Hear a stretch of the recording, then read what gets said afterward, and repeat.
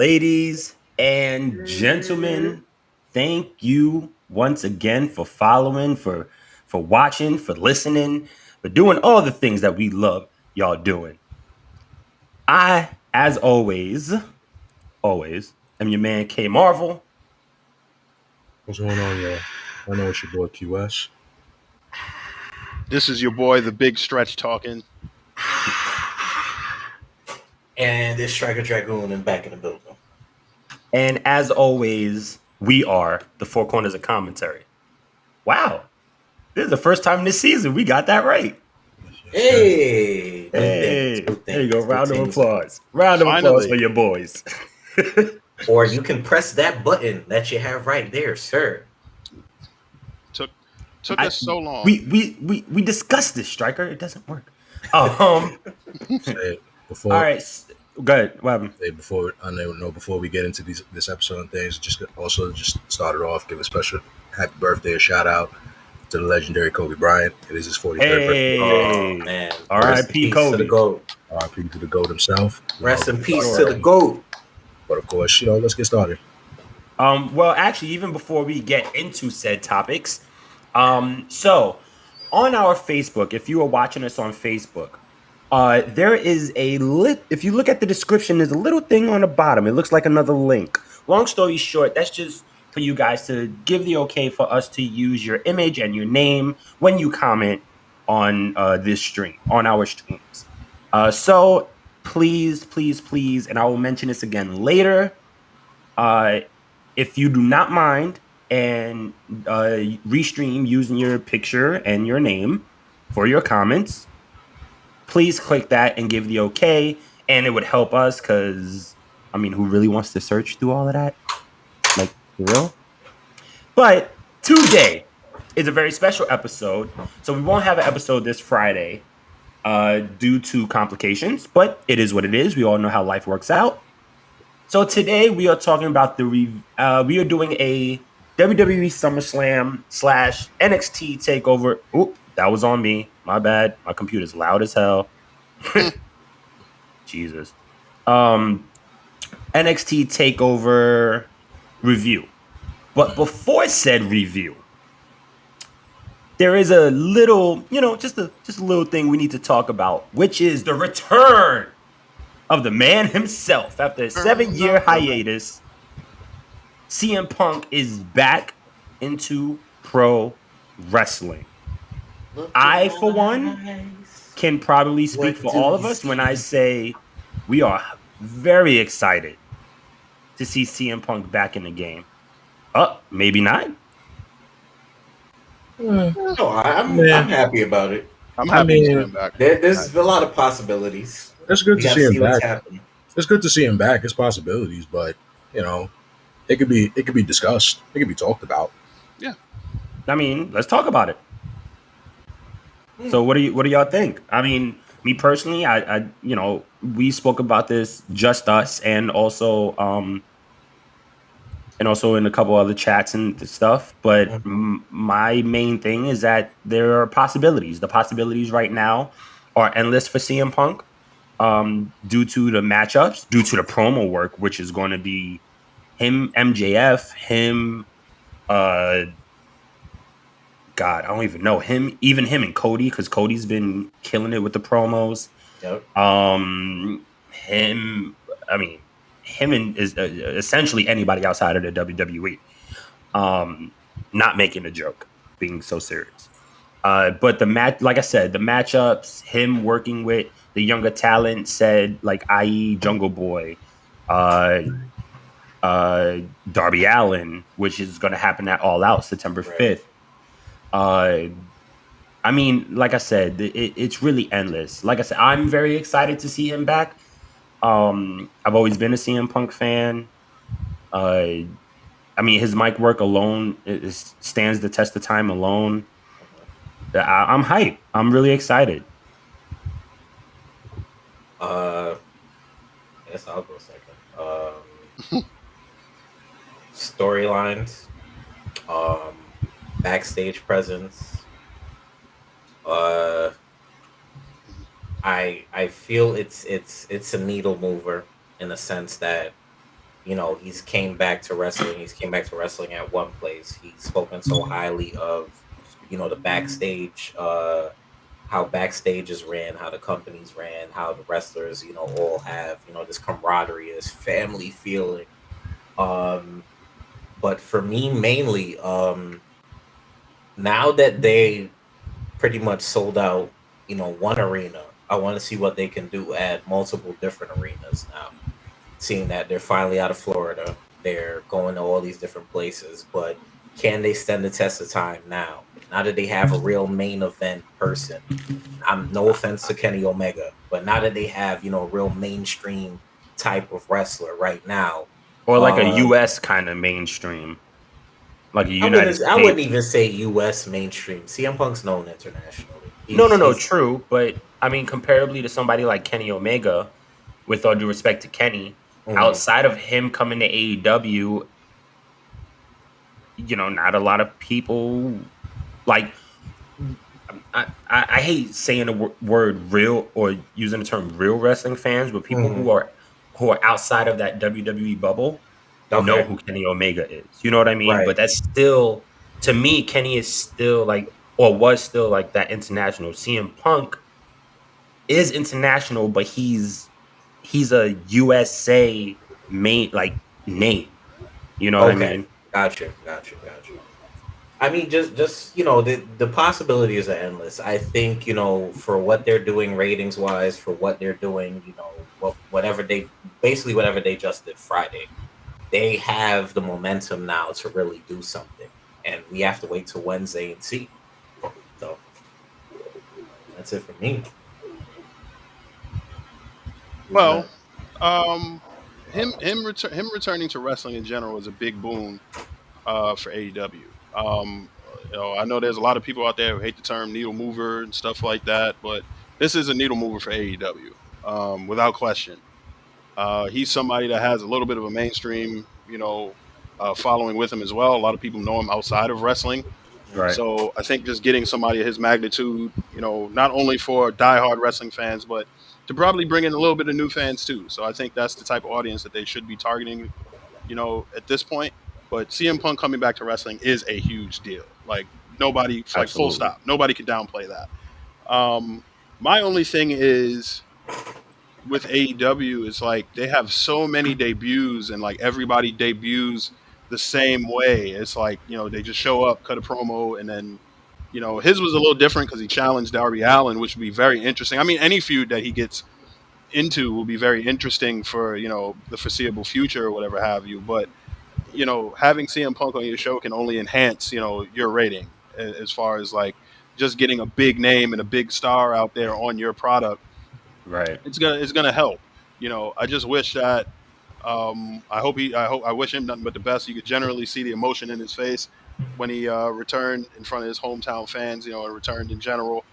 Um, I wish him nothing but the best. I wish the company nothing but the best going forward. I hope he can stay healthy. I hope he can put on a bunch of amazing matches and possibly teach some of the younger guys that they have as well. My Yep. only thing is with AEW, they have so many freaking debuts. It's like his debut is kind of like overshadowed everybody else that's debuted like in the past XYZ amount of time. Like they've had Right. Andrade debut, you know, they've had Miro debut and stuff like that. And it's like those guys are nice and they're great wrestlers, don't get me wrong, but none of them is CM Punk. And it's like he's like the only guy on that roster outside of like Jericho that has some type of following outside of the wrestling business. So, it's only going to help the company grow, I think, having somebody the caliber of CM Punk. So. You over there sipping tea? Um, like I said, it's definitely great to see that CM Punk is back in professional wrestling Hmm. because again, we all thought he was just never going to come back. We Right. thought that he was essentially done. So it's heartwarming to see him like he found the love for it to come back again. I mean, when you saw when he was on it just as like a host for backstage, it was slowly but surely it was something. Right. But now to see him like completely return, he's like back. That's that's what's up to see. I'll I'll just say for AEW, he literally is the only mainstay superstar that they have. He's literally the only actual like main event real superstar on for all the wrestling fans, especially casual fans that don't really follow other wrestlers like that. He's their only real big star. That's it. That's really it. The real big star. I mean, you could say Jericho, but Jericho is also much older. He's slowing down. Punk is literally like everybody knows Punk. If you didn't know Punk from WWE, you knew Punk from Ring of Honor, you knew Punk from backstage, you knew Punk from UFC, you knew Punk from Was Punk ever part of PW? Was PWG around when Punk was I don't Indies think before? he wasn't signed, but I've known him to travel. So that's why I Right. said travel for the that. international stuff. Mm-hmm. And not only that, Punk is also known in the Comic-Con world. He's known in Yes, he was very much so. he was actually Pop culture.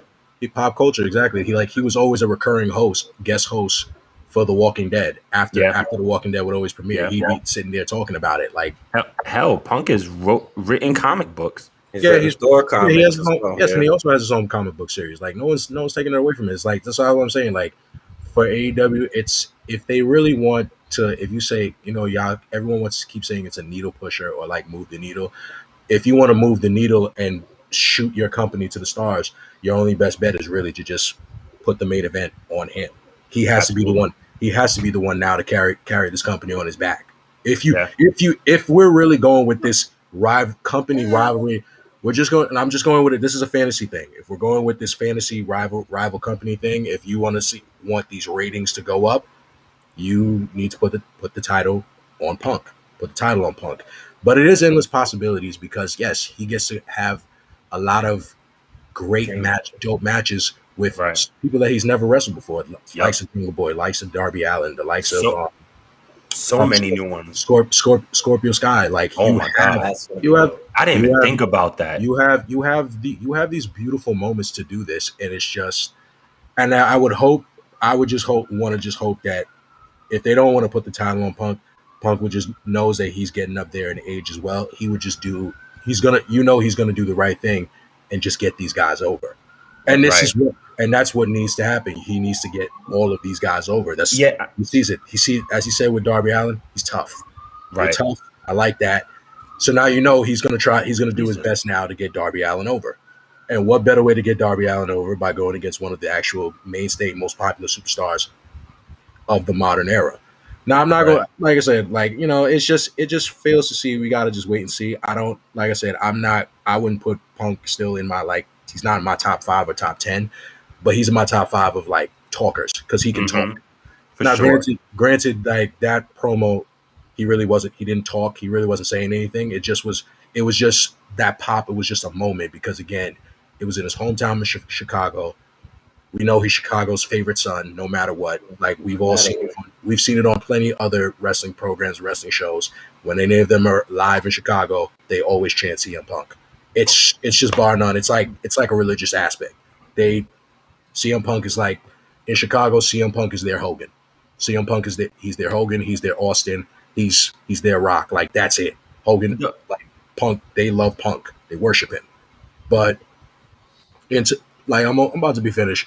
So but at the same time, when you see, Punk was giving that sort of a promo and, basically telling his truth, it's just he's just happy to be that he's back. I think we just have to wait and see. We're happy to see him back. Yeah. Hopefully these possibilities that become reality and we actually just see some great wrestling from this. And that's another expectation to see. Does he really still have it?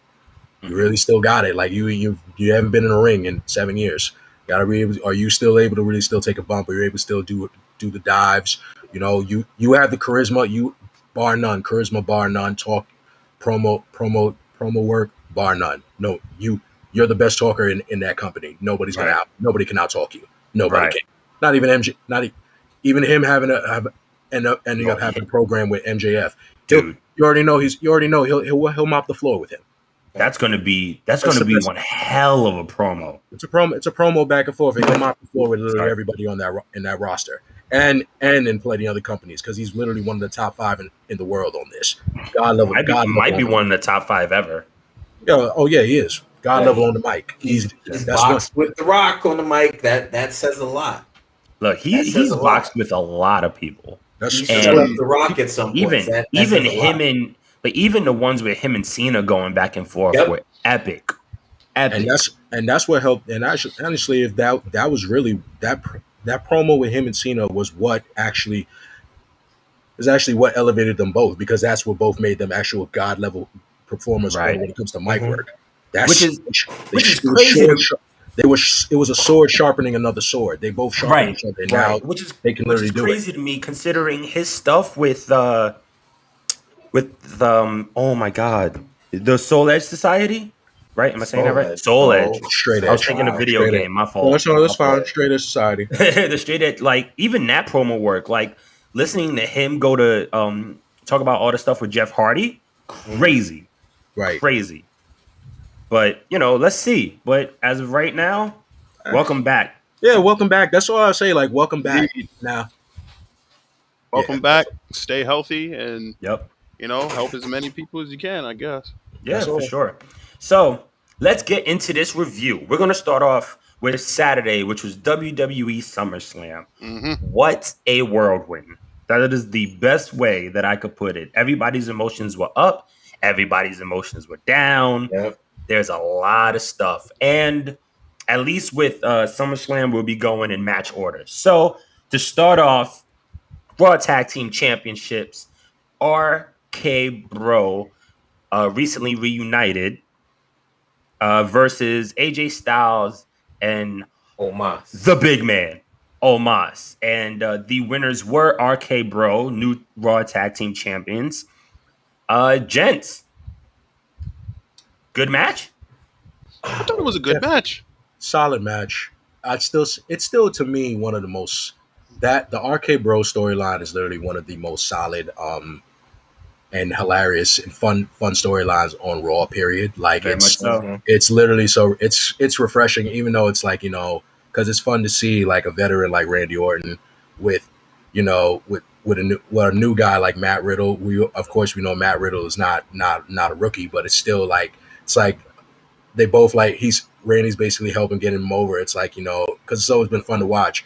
You know, Riddle's this happy, fun-loving guy who wants to hug everybody and shit.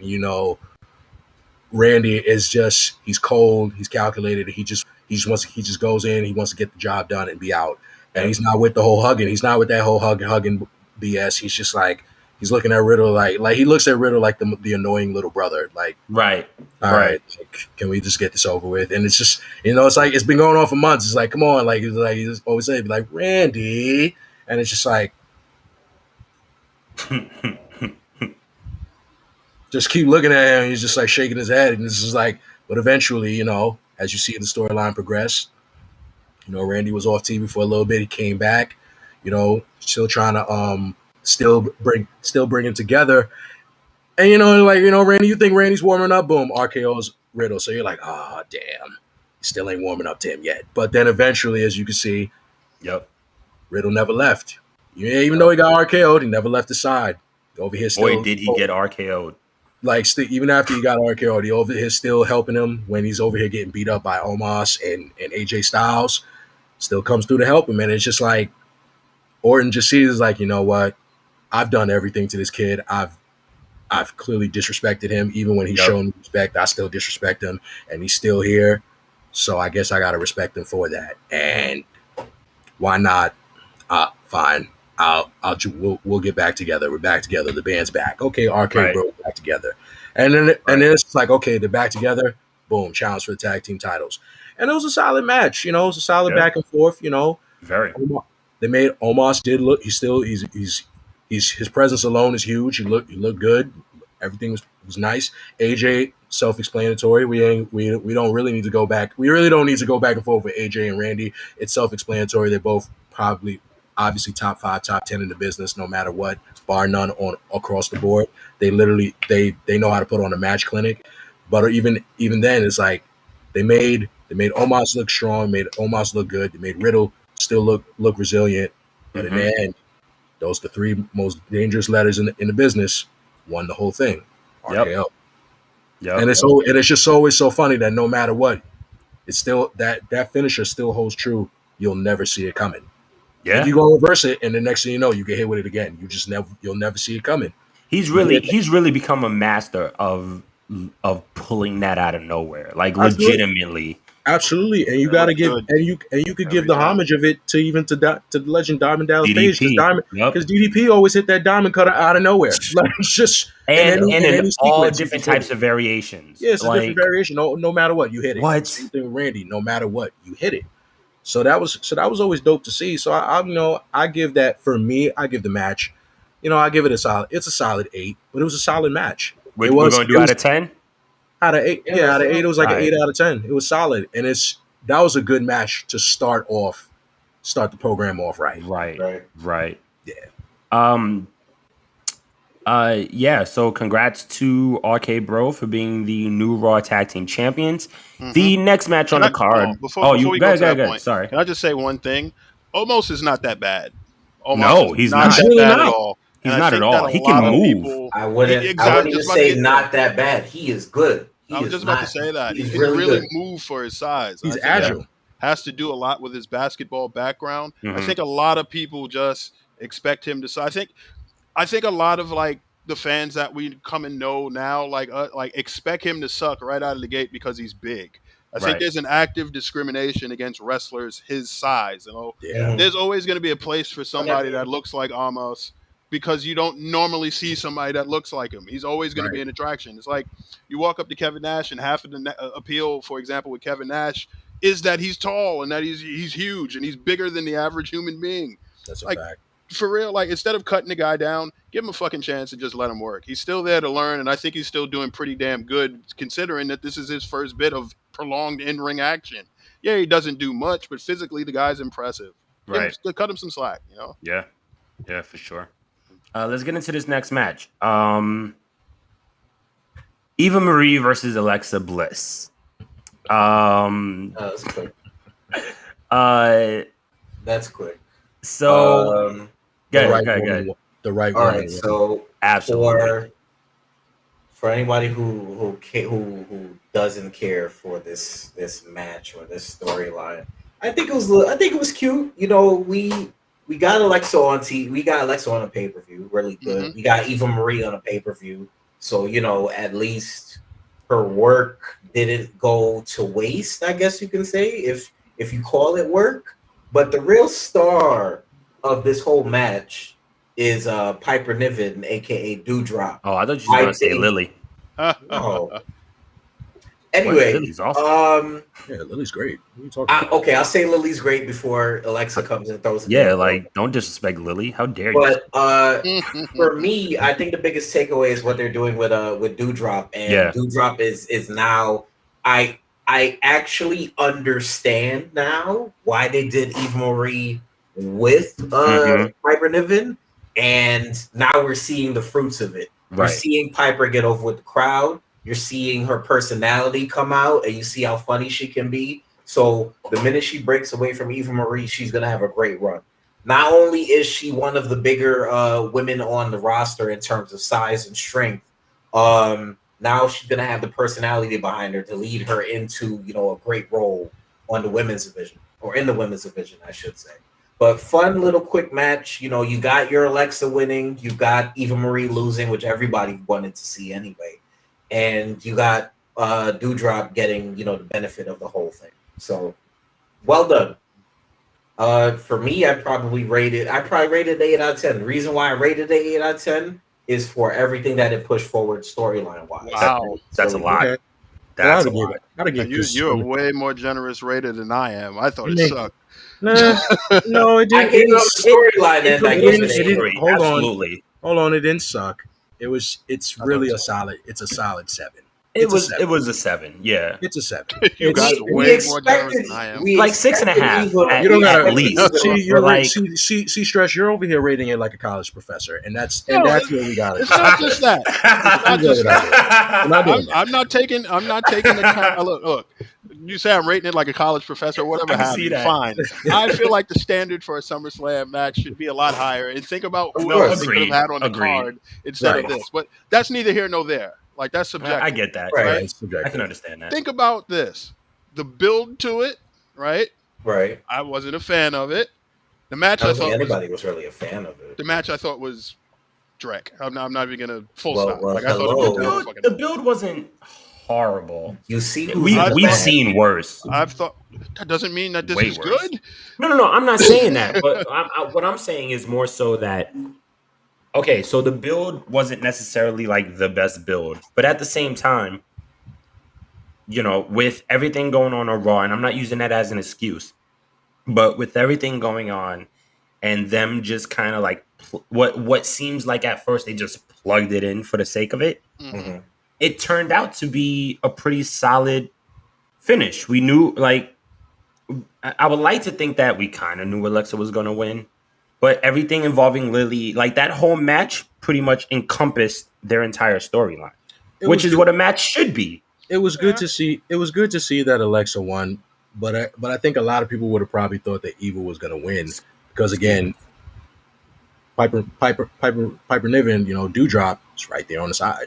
So so it's like she could have came in, interfered, and be like, boom, great. Now Alexa lost, and that would have, even though that would have probably made the match go down even more because it's like, damn, Alexa's finally back in the ring. Well, now wrestling at the pay-per-view again, and she loses.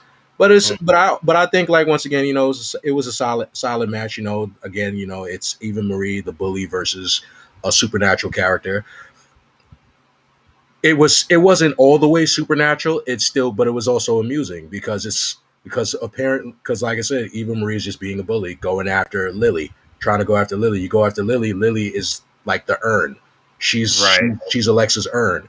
Now, and luckily, that's when Alexa snapped, and she snapped. He was beating the crap out of her, and then, you know, finished it off with a Twisted Bliss. Well, didn't finish it off with Twisted Bliss. Finished it off with the DDT. If it wasn't Twisted Bliss, she was gonna get away. She got her other move, DDT. That's it. She got that Jake Good old Jake Roberts DDT. And 1, 2, 3. That was it. It was like, well, thank God. And then of course it made a good feel good moment because we were all waiting to see it. Eva Marie actually lose. Yep. Right. And even Dewdrop, like putting on her robe. Yeah, putting on her robe and doing all of that. It just that was funny. It progressed. That's why I said for personality, like it's building Piper, and that's all I care about. Fair. I'm gonna hold out complete judgment of this until later on tonight. Okay. Because understand if they revert, they like Dewdrop, Piper Niven, whatever you want to call her, she has to make a definitive statement right now. Absolutely. Like they cannot revert from this. Like Dewdrop cannot just go back to being like slavishly following Eva Marie around despite all this abuse. Like she has to break away from her. She shouldn't. All honesty, be even worse if she I'll does make not. a bold prediction. Like full stop. I mean, wait, real quick. But even then, they should just drop the name. Yeah. At this point, drop the name, go back to Piper, and let her start trashing people. And then you can have her, Nia Jackson, have that crazy ass match. I'm making a bold prediction. Go for it. Alexa Stable starts tonight. And Piper's going to be the first to join. Yeah, I can see that. Okay. Fair. I can see that. Fair and I believe the interaction with Lily is they're gonna do a little bit of a twist on what we know the Fiend to do. So she's now going to have a playmate. She's also going to have I think the Lily interaction is what really turned her to say, what the hell am I doing with Eva Marie? Let me, change my character up a bit. So we got to see what Alexa's doing with this character now, because we know the Fiend to turn everybody, I wouldn't say evil, but we turn the opposite of what they were whenever he is involved. So let's see what Alexa does with this playful side of her character. That's my bold prediction. All right, so let's jump to the next match. It is the United States Championship, which was Damien Priest versus the champion Sheamus, and there was a new United States champion representing NYC. Shout outs to Damien Priest. Queens, New York. Oh, he is from Queens. Queens, New York. Let's go.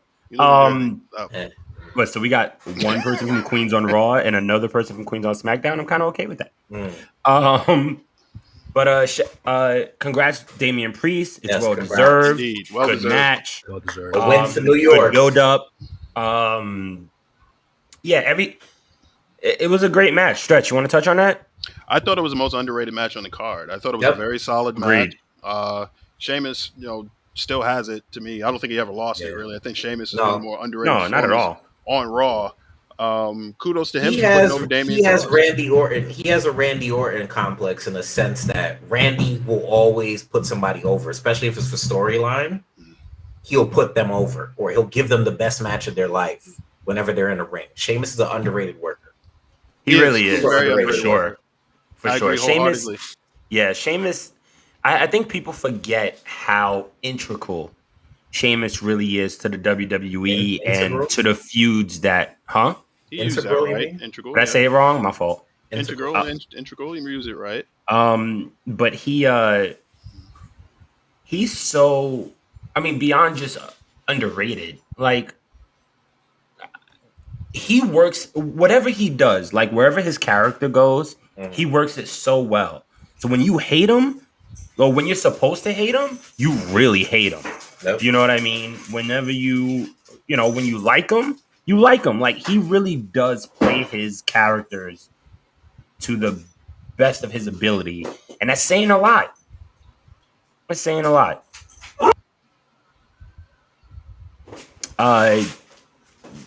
Stretch, you want to rate the match? 3 stars out of 5 if I had to give it a rating. Or are we doing out of 10? Let's do 10. Yeah. We doing out of 10? 7.5 out of 10. I thought the action was really solid. The only spot that I hated was when he ripped his mask off and Sheamus was like, "Oh no, my face!" Like Sheamus has never been punched in the fucking face before, but oh yeah. when he took his beefcake mask off, fun fact: the guys were at a different. Groups of us watched SummerSlam differently in our own little way. Mhm. You guys went to Legends. You and QS and Stryker went to Legends. I had a housewarming that I went to. It was very I sat on my gracious. couch. I mean, it's still a comfortable couch. Damn right. And I went to the housewarming, and we joked like it was a couple of fans there as well, and we all joked. He was like, "Oh, look, he ripped his Brutus Beefcake mask off." Beefcake had the mask on at WrestleMania 9, protecting his face. Sheamus just did like the old, like, kind of like Inspector Gadget, like Dr. Claw, like, "Oh no."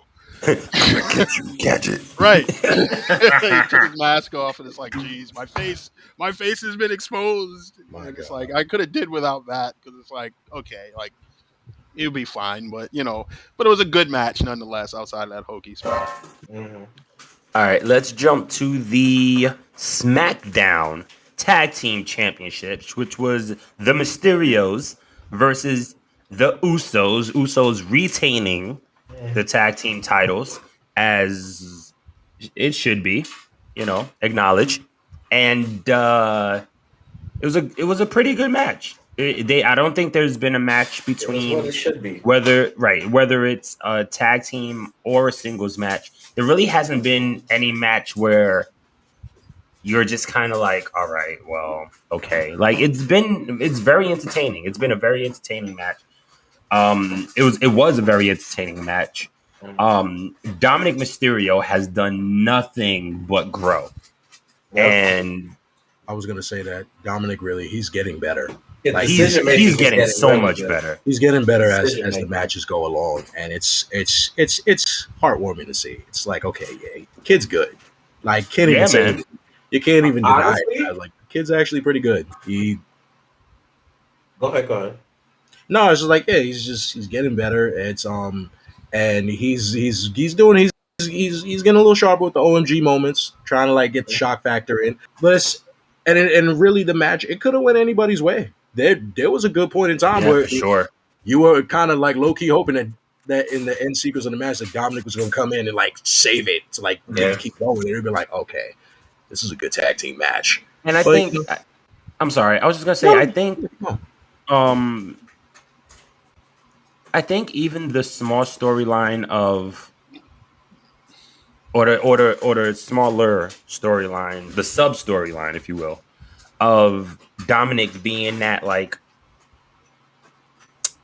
I don't want to say hot-headed. That's not the word. It's more like a foolhardy, like impulsive.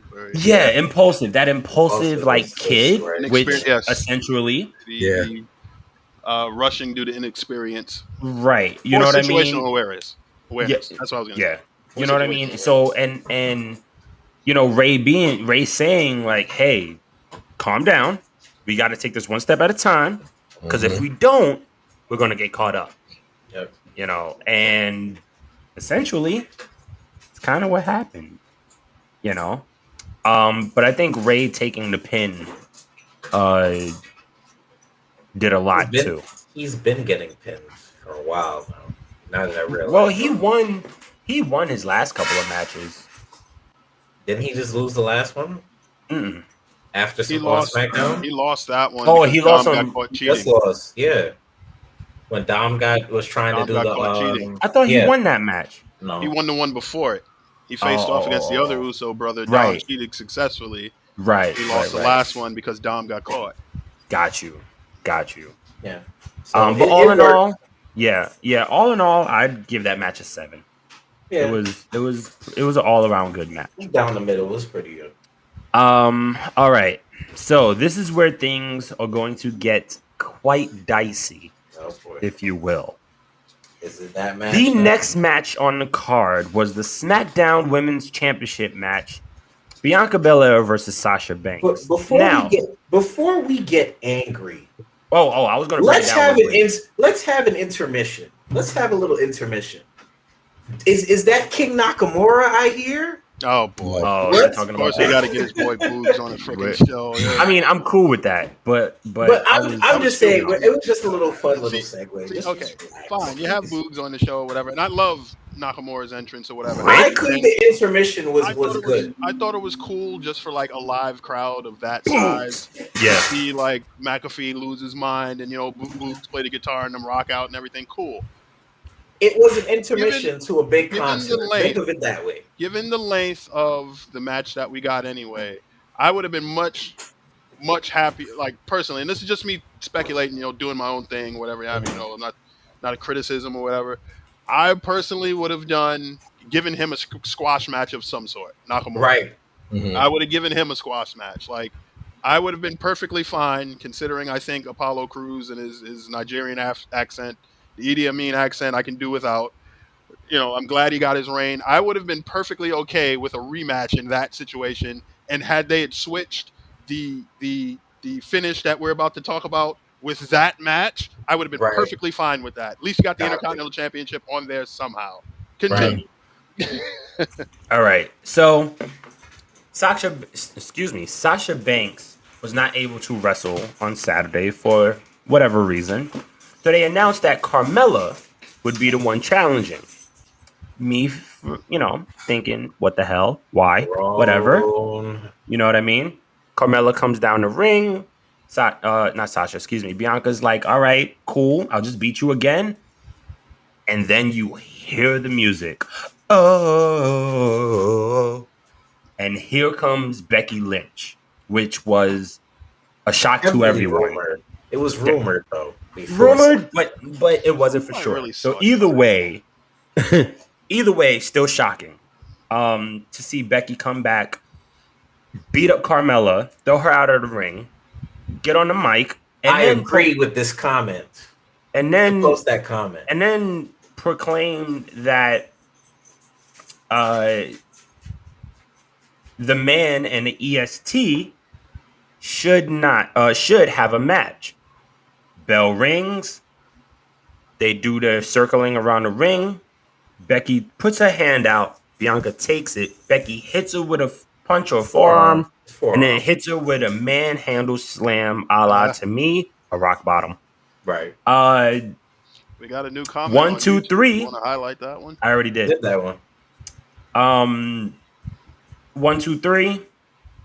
And it was the end of that one with a new champion, a la Becky Lynch.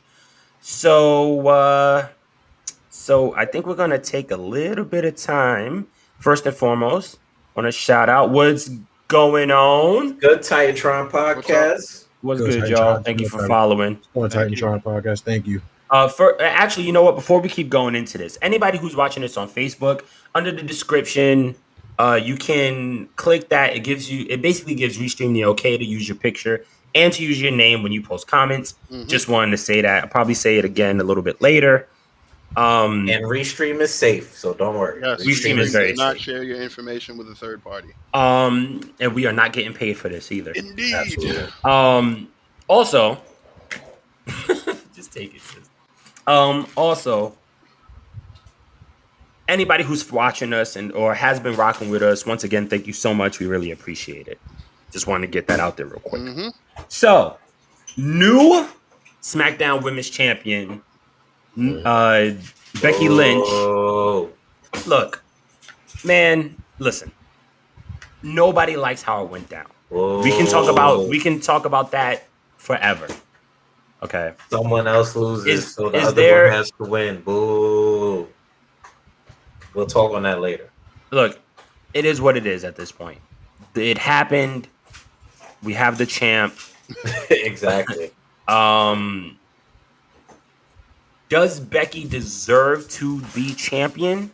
Yes. On Raw, Does she yes. deserve to? It doesn't matter. On Does Raw, she deserve? yes. It doesn't. Does she deserve to All win right. it that way? Absolutely All right. not. Yeah. It's All just right. a finish. I'm gonna speak on it because I'm tired of this back and forth trope. Yes, of course she deserved to win it because she never lost the belt. So obviously, and she's still one of your biggest stars on the roster. Fair. Of course, you're gonna put the belt on her. Yep. We can look at the black and white of the situation. Sasha was not medically clear to compete because we all know Sasha had COVID. That's obvious. This is why it's definitely fact because she's been pulled off. She was pulled off all live shows even from before. They just kept it. They kept it as they were just trying to keep it hush. We all know. Now let's just be real. We all saw how it came out. We saw Bianca was pissed. We thought she was about to beat the crap out of Carmella. We were all gonna be pissed. We were gonna be pissed off over this match regardless.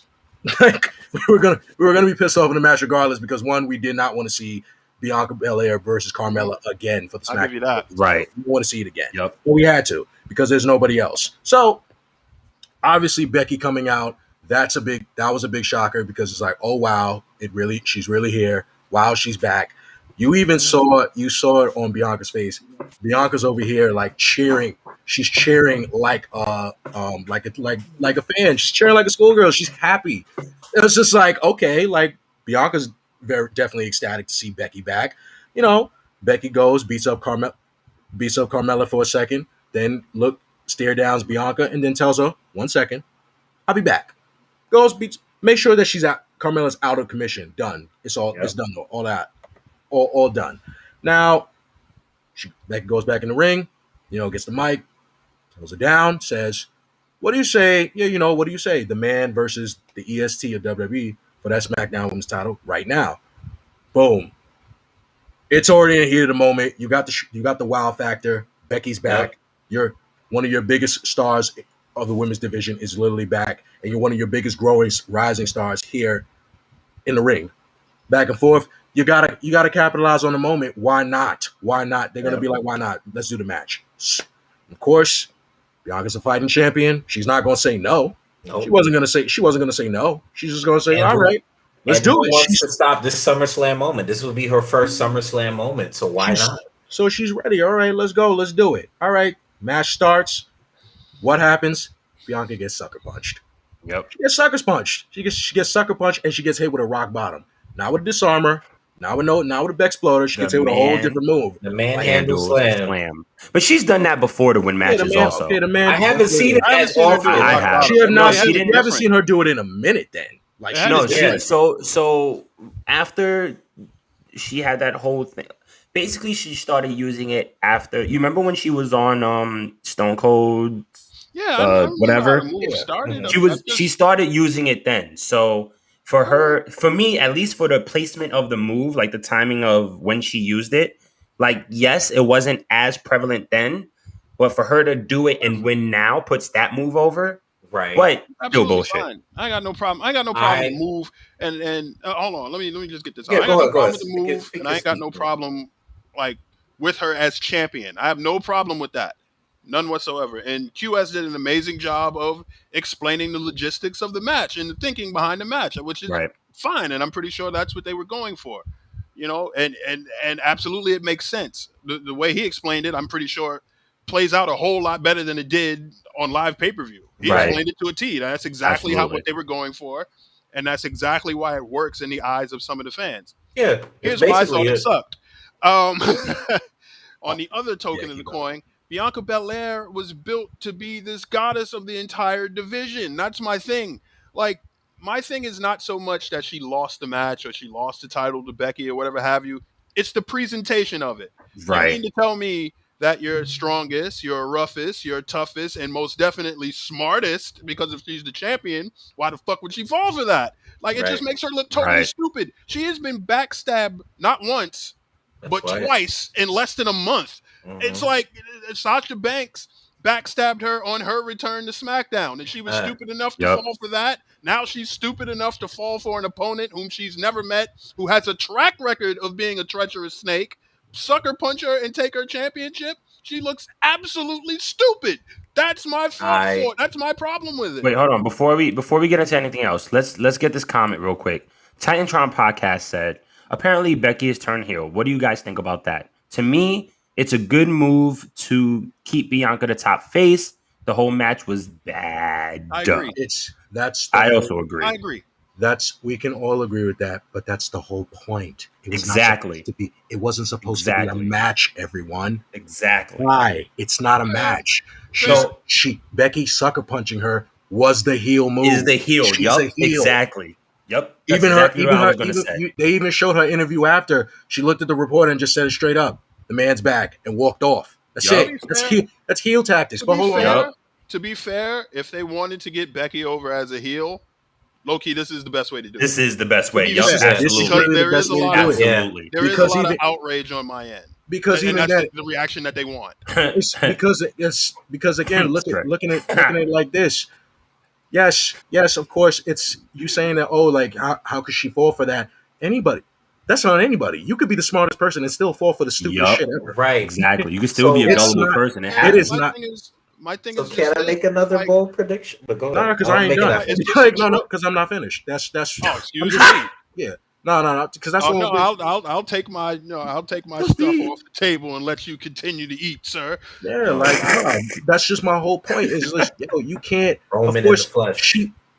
From then on, the minute that you saw Bianca jumping around for joy, you could already. That's right there in the storyline showing. There goes Bianca again, getting ahead of herself. There goes Bianca again, thinking not keeping her eyes and keeping focus. Yes, Becky's back, but why are you over here being so excited? You got the fandom and you came down. Have a point. He makes a compelling argument. Your fandom came down. Very true. Very true. He makes a compelling argument. Absolutely. I'm not going to concede to it, but he makes a compelling argument. The fandom came out. So, of course, you getting sucker punched and then hit with a move, it took you by surprise. Boom. That's it. You lost.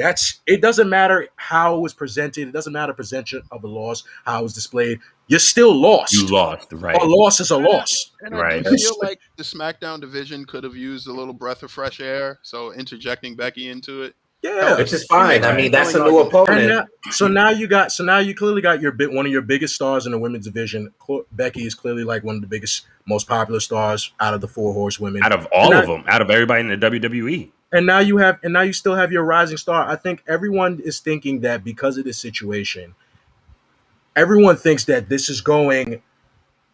It doesn't have to. Like, you can put that comment up real quick. Put that comment up because I was gonna do. Like, I understand what you're saying. Yes, it doesn't take away from disappointment. Yes, you can be disappointed that Bianca lost because we all still want Bianca to be champion. Right. But we can also agree that Bianca it's a hell of a better story when you see Bianca chasing that title. Absolutely. Right. So now you know. So now that Becky is the champion, you got still got now our top baby face. Yep. There's that growth. Well, I'm gonna let Chase. I'm gonna let Strike get his point out because get your point out. My point is a culmination. It doesn't matter what your point. Sorry, I couldn't help it. Sorry. My point is a culmination of everybody's points. One, so I'm gonna put the magnitude of the match in a newbie's, perspective. Bianca's first time at SummerSlam. 1, big ass crowd. 2, 3. If we're doing a big ass crowd, Bianca's reaction, I'm preparing for Sasha. I already beat Sasha. I'm gonna fight Sasha. We get Carmella again. Who wants that disappointment? Now we have Becky, who nobody was expecting. Maybe the smart marks, but she wasn't expecting that. Then now you have the surprise of, the match is here. I'm a fighting champion. I'm not gonna, deny the match. But she's not prepared for Becky Lynch. Right. She wasn't prepared wasn't thinking for that. about her at all. Like that was Mind you, she's been off of TV that should for be the what, 8 last months? person she thought about. But she's off of TV for 8 months. I've never fought Becky Lynch. Even if I know about Becky for over 15 months. Oh shoot! Damn, it's been that She's long. been gone for 15 Pregnancy months. Yes, sir. Yeah, pregnancy. Oh, she's been gone from WrestleMania last year. You're right. She gotta take care of that kid, yo. She left. Okay. You gotta remember, she left right after Money in the Bank. Mm-hmm. Right. Yeah, the so night way after. longer. I'm so sorry. Yep. Excuse me, but she's gone for that long. Bianca probably doesn't know about the disarmer. Bianca probably doesn't know about her other moveset. So. I mean, no, but I'm just saying, I'm not, watching the match tape. So I don't know anything about Becky Lynch. Right. So not only does Becky come back, she hits her with the forearm, one, and she hits her with a move that she barely freaking uses the move. Right, which was smart. Which is super smart on her end. So how the hell am I going to prepare for that? Yep. Let me get to these. Go ahead. I'm sorry. Go ahead. You can still post the comments. I was just going to get to the comments real quick.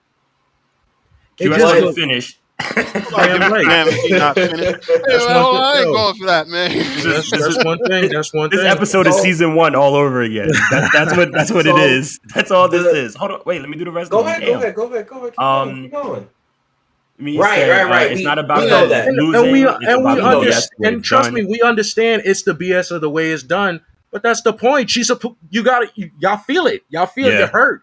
Your champion lost. He is right. This is the reaction. Bottom line, she lost. This is the reaction that they wanted. He is right. Exactly. They got exactly what they wanted. Have y'all not noticed that in any of these big 4 pay-per-views, when it's either Royal Rumble, WrestleMania, Survivor Series, or SummerSlam, there is always a couple of my God, wow, this is a great moment. True shock factor. And then there's always a shock factor of what the fuck is going on moments. Have y'all not noticed this? Yeah. Come on. It's been we always fall for the trap. We fall for the bait every time. It always hits us. Yep. But to close out my point. All right. I don't know about all that.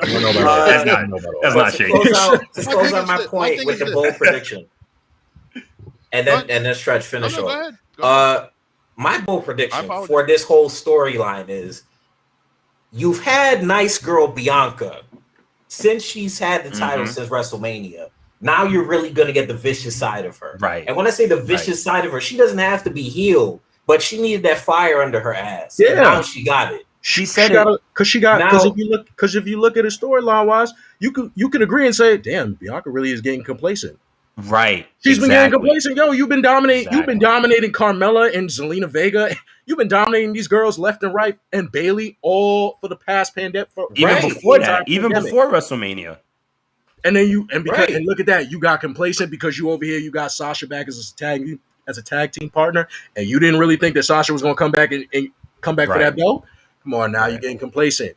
But this is what happens when you get to the top. This is what happens when all our top baby faces become champion. They get too complacent. She got soft. They take the kindness gets taken away weakness. But here's the kicker, though. Yeah, here's the kicker, though. Go ahead. Wait, I was gonna say here's the kicker, though. This is real quick. It's real quick. Remember a time when she was holding the belt? If not, when the Street Profits held the belts. Remember that one person that came to Montez and said, "No, she said y'all need." Oh, but she had the title. About her. No, I know. No, she didn't have the title. Yeah, but I'm saying when they lost the titles, who was the person that came to Montez and said, "Yo, y'all playing too much. Get serious." Bold prediction. We might get Montez speaking to her, giving her that motivation very soon. Could be. Just should be. That's her husband. That's an avenue that they can explore. I mean, yeah. My thing is this, and this harkens back to a conversation that we had off the show, off the record, but I just want to make this point. You told me to wait and see, right? Right. Fair. Wait and see. Can I ask you this? Has the WWE product as a whole currently do you give them that benefit of the doubt of waiting and seeing? Given their Yes. track record of no, hear me out, I'm not finished. Given their track record of how they've treated past champions in after this format, squash in this matches, way, right? right? Because there's a lot Yeah. or after, like, you know, a challenger that's been built up to a certain point loses in a particular match. Do you give them the benefit of doubt? I say no, only because there are more rules that there is no usual exception to that rule that they will do right by the challenger or the previous champion that has Understandable. lost in a shocking faction. Yeah, I understand it's a reaction that they wanted. Don't get me wrong, but where do they go with Bianca Belair from here? I understand that they could make her look good again. The question is, When? will they make her Okay, look when? good So- again? And the track record to me Yes. does not say the Yes. obvious. I Yes. think they could, and I hope they do, I think and I think they will. I But think at the Right. same point, I think you can get that same reaction in turning Becky Lynch heel without having to chop her down that fast. Exactly. Right. Yeah. Exactly. I think that you can still have the same story of having Becky Lynch solidified as a heel without just taking like, let's just beat her in the squash match, even though she's decimated the entire fucking division. Now that makes the division look less than like who. Yeah. I understand that you want your champion to be strong, but Becky Lynch to me coming in and hitting one move after a sucker punch doesn't make her like, it doesn't convince me that she's stronger than the rest of the division. Well, Like, but it's Smarter, not. maybe. Well, Smarter, here. sure. Smarter. Well, 'Cause, I mean, I'll you're a say heel. that- You're a heel. Yeah. You're a heel. You're supposed to be smarter. That's the whole point. You got one over on her. Boom. Gotcha. Right. Even That's then, the whole it's point. like, That's the whole point. But even what I- then, it's like, you know, you But- have this person that you've built up. She wrestled in Miami Rolling Loud. let me Right. Thousands again of and freaking people. but- and and one. hold on and I'll get on that. You can't, for y'all to say that she's losing like that. It's not cutting her legs. Like you're saying, like is because you asked Right. before, are they going to be able to? Are they going to be? Are they still going to do by her? And are we going to be able to what is it? Push on it and do the right thing by her? Absolutely. Yo, she's still one of their rising megastars. This is still the same Right. girl that came from the ESPYs. She just won an ESPY. Right. See, Yeah. She's Like the just same, not- I'm talking about an the same example. girl. This is the Uh, this is the same girl that was sitting here. What's it called? As you said, Lollapalooza over here, like taking pictures with Meg Thee Stallion. Like Yep. she still has it. Right. We gotta get out of this I- mentality that one loss, no matter how bad or ridiculous it is Is going the to end really all. destroy Yep. and crush the I stars. mean, Exactly. We focus too much on the negative, and yes, we're gonna end it with this. We will see. And You're if right. it does, we'll see. And she ends up coming back up and getting her title. I don't want to hear no She's gonna more. get her Right, title Right, back long, exactly. You're right in that long run. That Yeah. one loss won't kill somebody, but We gotta Can get you But it's the track Can you record of the recapture- WWE. It's not the track only record of the company. record, but can you recapture that same magic? Okay, that let you me had before? Can let you me say be something there real where quick. she Hold was on. at? Time will tell. Let's reel down real quick. Number one, I agree with QS. Yes, absolutely. The reason why I say it is because everybody compares this to Kofi and Brock. He's the Okay. quintessential It example. could actually be the Right. reverse. Now It let could me be the reverse. let me say this, okay? When that happened on the very first SmackDown Live, when they brought it back, or brought that back, I should say, On Fox. it was right on Fox. It was a shock factor that I think it was half and half. Some people agreed and others didn't. Or no, let me rephrase that. I'm sorry. Some people knew that was coming and others didn't. Fine. Okay. It sucks. Don't get me wrong. I hated it also. This, to me, is a different case. And I say different because with all of the facts that we've been putting out so far, right? Think about it this way. She was complacent. It was her very first title run. That in itself can mean so much. And when I say that, I mean more so that, yes, she got complacent. It's her first title run. She feels like she can beat everybody. And she probably could beat everybody. The fact of the matter is that she got caught off guard. And the reason why she lost was because she was off guard. That doesn't make her, like I was like everybody else. I was thinking that this is whack, this is weak, this makes her weak, blah, blah, blah. But then I thought about it and I rewatched it. It's not that the fact that it makes it weak. It's the fact that she was caught off guard. She's inexperienced, and she's you know what I mean. That is a sense. very fair assessment, even though it is my assessment. You know what I mean? But way to pat yourself on the back there. Yeah, I know, right? Yeah, it's a very fair assessment. Always okay. In my eyes, I think that, like, did it suck? Yes. Can they build incredibly off of this? Of course, if they do it right. Yep, as long as they do it right. But, I mean, nobody questioning it. That's the kicker. That's the $1 million statement. And if they do it right, I don't want to hear nothing more about it. No, you don't get to say that. But she's going to have the title again. I don't want to hear nothing more about it in this present moment. Doesn't mean they won't mess in this present moment. No. In this present moment, I don't want to hear it because I don't want to hear nothing more. Like, because that's one thing as fans we don't like to do. We don't like to give these. We always talk about storytelling and storylines. Are you getting storylines? That comment gotta get posted. That's like going to the doctor and he performs surgery on 2 different patients. He kills one and then he saves the other. It's like, well, slate wipe clean. Let's not worry about the other malpractice you're about to get after killing. It's not malpractice. Sometimes is it not sometimes that people die on a surgery table? Oh my God! See? And now you want to flip this, and now it got dark. That's my point. That's it. It got dark. Now it got dark. It is what it is. All right. Doctor. All right. I feel like we're all going to link up. That was the match that was going to get everybody ranting. So we're gonna. This is gonna be. Let's get to a brighter note. Let's get to a brighter spot on the card. I got to do this real quick, just based off of conversation. All right, let's get to the next match. Put the darker guys on the side. No, it's not that you're fourth. You and Striker were on one page. Q and I was on another. That's all. 2 sides of a book. That's all. See, I can't be in the middle because I'm the middleman, right? Yeah. Anyway. Yeah. Does that make you feel better? All right, let's. I want to go back where I was. Yeah. All right, guys. This is us. Now we have one of the. Thank you for watching surprise and matches. We have one. This was a surprise. This wasn't a surprise. Jinder Mahal Mahal versus Drew McIntyre. No. I thought, my bad. I completely forgot about that match. That I was talking about the match. Everyone else. Yeah. This is. I was glad this was a quick ass match. Thank God. Yep. There's not much to talk about. It was quick Claymore 1, 2, 3. 3 out of 10. Bye. Next match. Yeah, I went into this match like, okay, good. Let's get this over with. It just felt like the whole storyline is like, oh, do we really need? Like, it just felt like, okay, this is here. Move on. Like, right. That's it. I don't know how I feel about Drew swinging a sword at people though. I was about to say I say wait for WWE to show like we were promoting actual like attempted murder by having the Scottish man keep swinging a sword around like this is okay. It's like the same premise. Like if he would have went down the ring with like a shotgun in his hand, like he's not going to use it. Like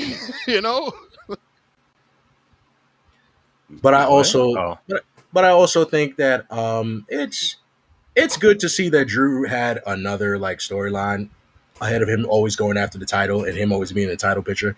But I'm just glad it's over and done with. It's like right.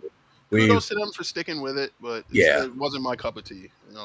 Just felt very from the Bronx? Thrown out after a while.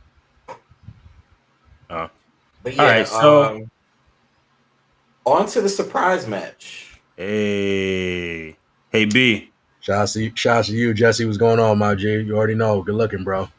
That was directly for you, sir. So let's get on to this next match. I feel like he specifically invited people here. He did. To bolster his point of view. He texted he just sent one mass group text. That was the link. Come on, man. Y'all already know. Y'all know Q. I'm not mad at you.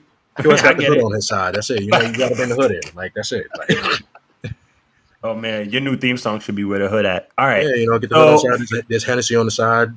Oh. You're right. What you got to do, y'all.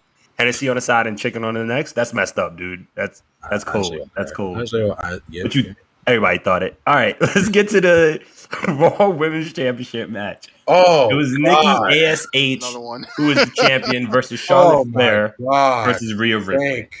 Thank God it's over. Who? It might not be.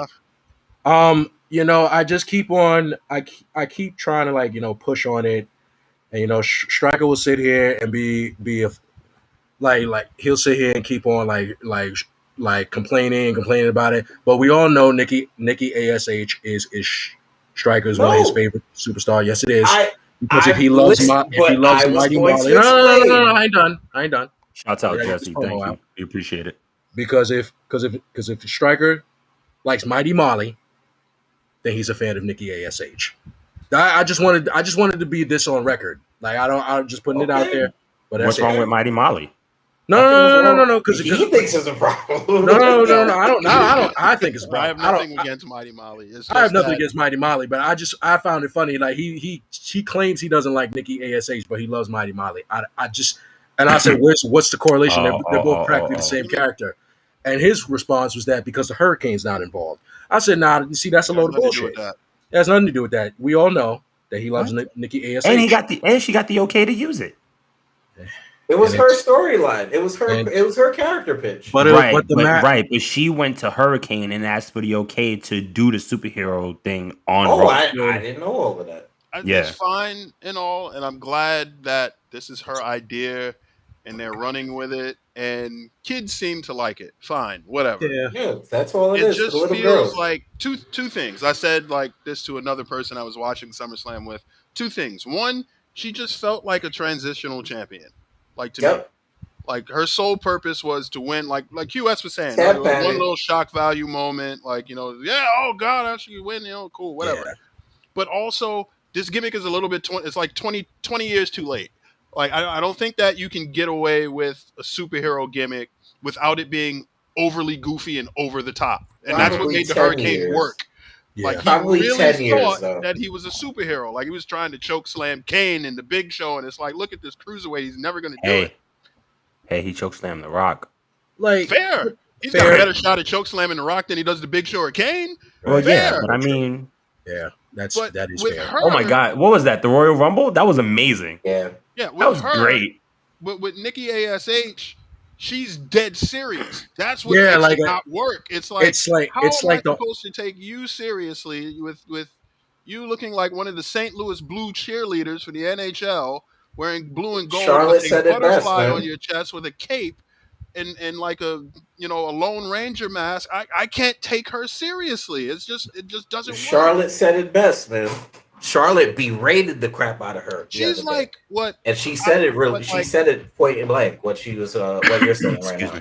She seems like to me like a kid that wrote into the WWE and said like I want to be a wrestler, and they didn't like and they just took her and just put her in the middle. That's what it feels like to me. And no disrespect to her or anything like that, because I think she's a fantastic worker. That's the crazy thing. Absolutely, she can work. I am sure She's a work. I will get into the match. But this gimmick, this character does nothing for me. right. I would have done. Yeah. I would have been. And did I not tell y'all this when she won the title? I would have been much happier if she was still normal, regular Nikki Cross. And I'm not knocking the superhero bit, and maybe that's just because I am who I am. You know what I mean? And we speak about this all the time. I'm a fan who takes things at face value. So I'm just, there are some things I'm like, all right, well, this is what it is. Okay, cool. I'm a rock with it. It would have meant so much more, in my opinion, my very humble opinion. It would have meant so much more for her to have that title if she was just regular Nikki Cross than her being Nikki ASH. And if it's for the kids, fine. I'm cool with that. But Charlotte Flair is now a 12-time women's champion. She'll be a 16-time women's champion by November. I mean, that's the long-term story. They're gonna let Charlotte surpass. They're gonna let Charlotte surpass her daddy one day.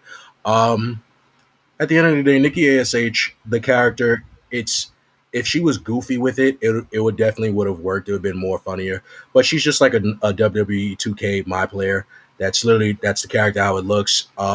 Nobody really cares about the whole. If you follow if you follow your dreams and you never give up, everything will work. Yeah, nobody cares about this in the reality era, because reality is you can follow your dreams and it still goes up in smoke. We don't want to hear none of that. Like, we don't want to hear none of that. Like, please stop. Be inspiring for the kids. Like, no. We're not gonna keep lying. Don't lie to the kids. Tell them the truth. Don't lie to your children. Nah, man.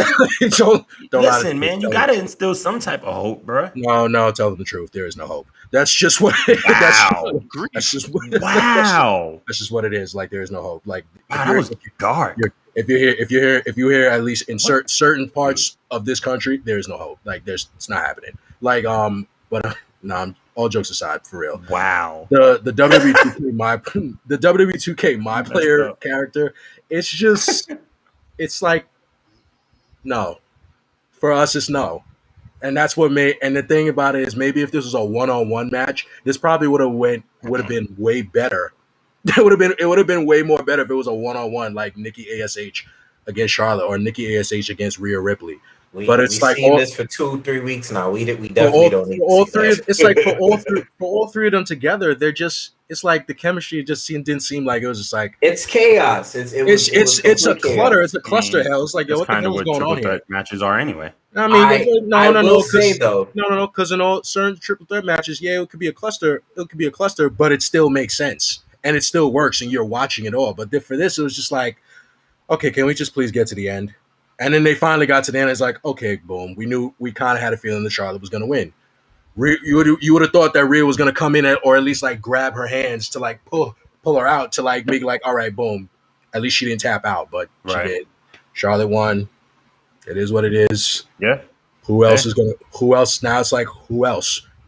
Call-ups. Who else? Call-ups, yeah. Yeah. I'm totally good if Charlotte moves on from Rhea and and Nikki. Yeah, I'm totally good on this feud. Yeah. I like the match. I might have been the only one, but I like the match. No, I didn't hate the match. It was I think we've seen shades of Nikki Cross. I think we've seen shades of actual old Nikki Cross in the match, and she was being physical as all hell. Rhea couldn't get into the ring because Charlotte basically fucked up her knee. That was the whole situation as to why she couldn't get back into the ring. And Nikki as well had an issue with her knee. I think she was doing what'd she do off the top rope? I completely forgot what she did off the top rope, but she landed awkwardly and hit her knee. So that was the whole situation as to why they couldn't really do anything. But I like the match. The storyline has hit its climax, hopefully, or its peak, right? Jesus, and we don't see that. We don't see it anymore. I think it's time we get this draft. Honestly, the freaking draft should have been like next month, if not in a couple. of weeks. It's 2 months away. It's still. I think it's too long because now we're gonna get people on the same build. roster. But that's what happened. But that's what happened the other year when they did it, and it was so close to SummerSlam. You couldn't really build as much as you wanted to. But I digress. This is not what we're talking about. Right. Next match. Oh man! In my opinion, one of the best matches of the night. No, it was the best match of the night. Edge versus Seth freaking Rollins. All right, look, listen. What an entrance. Dude, both ends. So as your resident entrance lover, I must say, Edge coming out with the Brood music and the whole setup with the stage, awesome. Yo, soon as I heard, I was like, oh my God, Brood. And he came out with the long coat. I mean, granted, he does that all the time, but just the style of the coat, and the sunglasses. Oh my God. And I would have thought he had teeth. I was telling Q. I thought he did too. To be honest, he should have. That would have been sick. But even the transition from him going down the steps, going to his thing, the lights cutting off. 1, 2. What? I'm getting goosebumps. Listen. About it now. The Brood theme song, and even with meddling is what? Yeah, the transition was great. By far, those two entrance themes are like top, and needs to be in everybody's top 10 of entrance themes of all time. No matter what, I don't care. Meddling is especially Meddling is literally just a good fucking song. It's so good. It's a great fucking song. So good. You can just listen to it. You can listen to it working out. You can listen to it for anything. Super left field, real quick. Yeah, super left field. Between that and I Walk Alone, Yeah. dude. Yeah, Yeah. I walk along is just Dude. motivational. What? Pure workout music. It's pure workout. Motivation. Pure But go ahead, workout Stretch. What are you music. gonna say? I'm sorry. I was gonna say, since we're talking about the entrances, could we give a shout out to Seth Rollins' gear, which I Yes. just found out the other day was Michael Jackson inspired. Yes. Yes. Really? Yes, it He had was. the Then one again, no, King because pan, the white port. Yeah, I one did. King Yeah. Yep. pan. Come on, and man. the That's Michael Jackson from the military, like, Grammys. style Wait. He did the jacket. glove and everything? He Yeah. did one tape. Oh, I Yeah, that missed was that. the rap. One When tape. he I had the missed that. rap on the That's arm. the very y'all don't. That's the very The- gear Mike won and won 8 Grammys in one night. Like the that's sparkly pants and the white kick pads is Yeah. what really got me. Because Come I on thought now. to myself, I was like, I know I I've didn't seen know this that. look That's before. crazy. And then And I it's- looked at. It's funny he mentioned that. I looked at that very photo of the Grammy Awards he was talking about, and I was like, "Oh, this is Michael Jackson. This is really good." Because me, like, again, full disclosure to people I was watching with, we were teasing the guy. We were looking at him like, why is he dressed up like a pimped out Tito Santana when he was El Matador? Yeah. And we were looking at it, and I was like, he's got like a Sergeant Pepper like vibe to him, going with the military jacket and everything. It didn't hit me until the Some next people day thought that he was Jimi Michael Jackson. Hendrix. nah, Hendrix was I Some knew people somebody, thought Jimi like, Hendrix, musical or too. something. everybody Speaking of which, thought Scarlett had on a Thanos robe, but get that Right. out. Yeah. a lot of people they thought that it was like Jimi Hendrix. A lot of people that we were at thought it was I Hunter Hearst forgot who I Helmsley. thought it was. It was Hunter Hearst Helmsley that they Yeah, were thinking as well. that They was, were thinking it was a Hunter Hearst Helmsley yelled up. But it is true. Everybody wants to know, like, the originator, the one who did wear that jacket first, who won the jacket and solidified it as style, as a legend, is Michael Joseph Jackson. Michael Jackson. Yep. Point blank. That was Like, the that's Dangerous album. That is his shit. Yep. Also, eight Grammys shout in out one to night. Seth. Shout out to Seth because I play Visionary like crazy. His theme song, his entrance theme. But as the weeks have gone on, he has really made that entrance something to watch. Yeah, for sure. And you start to see him with the, I want to say, the duality in his mind. Mhm. Because at some point, even at SummerSlam, he got in the ring. He was all jolly happy. Mhm. As soon as the hard camera was on him, he turned super serious. And then he went back to being jovial and dancing with the music. Thank God But he that's did. what Did I you see say. that entrance? Right. But that's why I say for any wrestler that has, even if you have crappy theme music, you got to make that entrance music work. Yeah, for And sure. Seth, even though I For love sure. the damn entrance music before, he has made that damn entrance music so damn good. But gents, let's get into the actual match. Yes. Yeah. Beautiful. Holy shit. Pacing. It was the pacing. Was Everything perfect. It was perfect. Perfect. That was They put on. That was a they- 5-star match. Straight through and through. For sure. They put on what people would call a wrestling clinic. Yeah. And I don't after that match I felt bad for clearly the last two matches of that card. Right, to follow it. Nobody's topping that. That was everything. It was just like, oh wow. Nobody's stopping it. No. No, I'm not saying it topped it. We'll get to it. There's something special. Okay, so some people weren't looking forward to Seth and Edge, which to some extent I can understand. But me, I already knew. Seth Rollins being the workhorse that he is, Edge having the work ethic that he does, that he has. There was no way in hell that this was going to be a bad match. No way. No. The only way they would have did it is if they made it 5 seconds. That's the only way they would have made it crappy. If he did a stomp and that was the end of it. Right. This match should make everyone want to do better. And I mean that in the wrestling industry. Not just WWE. It just goes to show Edge, somebody who had, what was it, triple neck surgery, fusion surgery, something like that. Yeah, triple fusion. Right. But yeah. Surgery, like for someone like him coming back, number one, is miraculous in itself. Yep. But for him to go against, he went against Roman, Daniel Bryan, Roman again, the Usos, the Royal Rumble. Did he face an Uso at one point? Probably. I can't remember. Yes. He fought Jay. Or no, he fought Jay. Either way, he fought one of them. Jimmy. I think it was Jimmy. Orton. Bottom, yeah, Orton. Orton as well. A number of times. Mm-hmm. This just, and then I mean, Seth Rollins is Seth Rollins. Like I can't have enough praises about Seth Rollins. Right. This match put SummerSlam over. It did. Period. It did. This was a 10 out of 10. Hands down. It's really what brought the hype back. Yes. Of course, from the previous discretion that probably killed the energy, it brought it back up. And they did it. I think people don't what made that storytelling good. It was like close to the end of the match.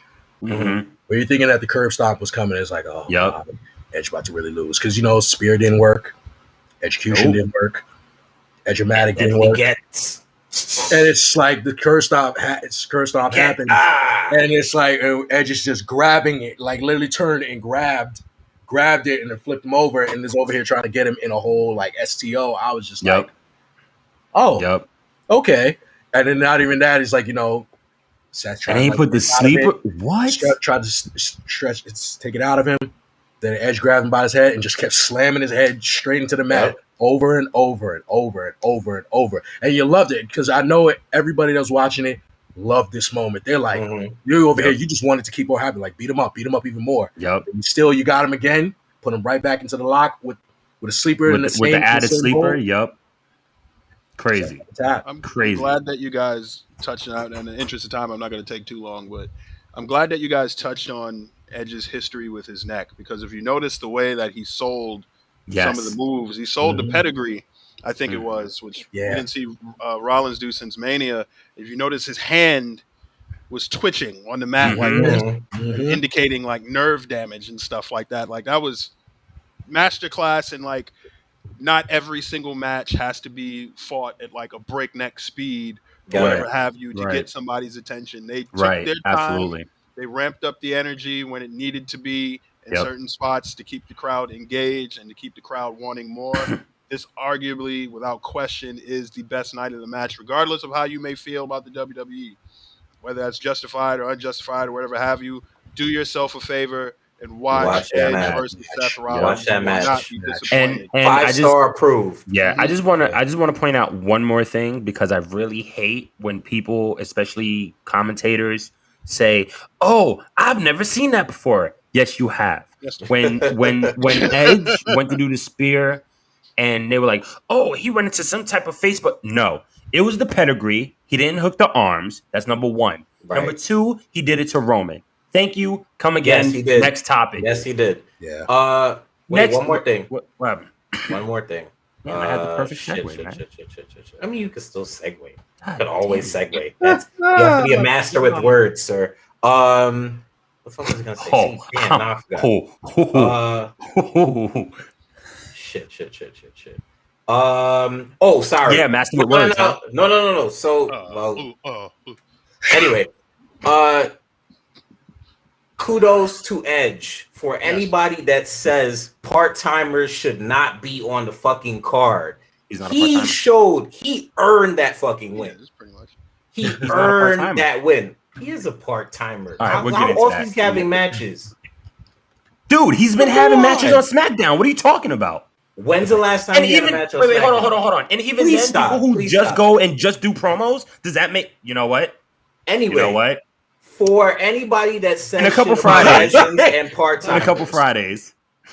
Anyway, for anybody that says legends or part-timers should not be on the damn card, please shut up. Please shut up. Not for real. Edge has not only earned that win, but he earned match of the night that night.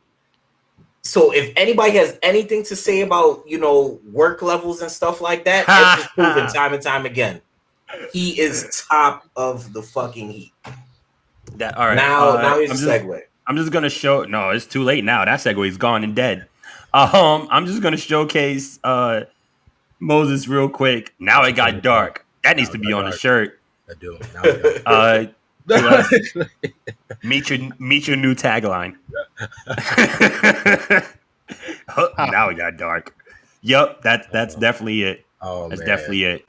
All right, let's jump to one of two heavyweight championship matches. The first one was the WWE Championship. Bobby Lashley, who remains champion, versus Goldberg. Oh, excuse me. Cause I think we The can all agree. Almighty, Yes. the Listen, Almighty listen. Bobby Lashley. Ladies and gentlemen, Shout out to Stretch. Storyline Tees. Ladies and gentlemen, Word. Stretch can agree with me. I was letting them all know this is the one match I was actually looking forward to all night. Striker already knew when we was out there at Legends. We was at that bar. Me and him had a lengthy correspondence about this match before. I let it be known straight up off the rip. If Bobby Lashley was to even lose to Bill Goldberg that lamp was flying. I was already next to a lamp. You would have been kicked out real quick. Bar. It was going to be a whole bar fight. I was going to jail because QS would have watched the rest of it on his phone. I told no, I wouldn't be watching it on my phone. I'd be in jail. Like that's it. Like I'm not doing All I will say is I had the bail money ready, sir. You were fine. I told these guys beforehand that if Goldberg wins cleanly over Bobby Lashley, I will never watch another episode of Monday Night Raw again. And I would have held, I swear to God, I would have held my end of the bargain up. That would have been like, okay, fuck this. Like I've never watched it again. Ever. Like, listen, like I know, like we just saw Bianca lose, but like losing, making Bobby lose. It's only that's not on AARP. Yeah, that's different. Right. It's the only black champion that we've had in a very long fucking time. The WWE champion at that. Oh no, I'm not. Not only that, but Lashley, like you full stop. Like Lashley has been built to like the Almighty, like the Almighty, literally a god. Everybody that's put in front of him. Literally, I cannot remember the last time Bobby Lashley has lost a match. Xavier Woods was the last person to pin Bobby Lashley 1, 2, 3 in the middle of the ring cleanly. Before that, it's a hell of a trivia question. I don't even think I can get that. Right. Drew. I think Drew was the last one. Yes. Nah, I don't know. Yeah, I would Drew. have to look it up. It's Drew. It was Drew. It's Drew. It was Drew for the title. I swear to God, if Lashley had lost, that was in the height. That was still a while ago. Yeah. Backlash. What? That was like April, maybe or May. Mm-hmm. Like it was. He hasn't lost. They've done an excellent job of protecting him and building him up. Like just to move on, but let's get into the match, ladies and gentlemen, which was not a technical masterpiece by any stretch of the imagination. Didn't need to be. Oh my God! Did not need to be. I mean, nobody expected it to be. Bro, no, I know that. When Bobby went on the top rope and Goldberg literally I guess tried to military press him and throw him over. And I saw the way Bobby landed on his neck. I was over here like, oh my fucking God. I was about ready to get the lamp ready. I was like, there was a couple matches between the two nights where there was some really bad or it looked like really bad landings. Right. But it's like Goldberg. legitimately afraid. But the point is, it's Goldberg. It's fucking Goldberg. And you know, every time anyone that is wrestling Goldberg, there's a 9 times out of 10 chance they're going to get hurt. And I was made Goldberg look really fucking good. They really were. They were making him look. He was looking good. I'm just like, here you go. I mean, Lashley's not going to make him look like a clown. You know no, what I mean? No. Like, But I'm saying it's like in the concept of the storyline wise, you see him Lashley over here getting dominated. I'm like, here it goes. It's coming.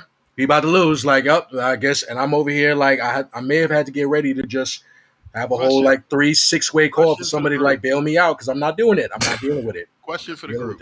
Yeah. How do you guys feel about the finish? Amazing. I think his knee. I'm not 100% sure if the knee was legit or not.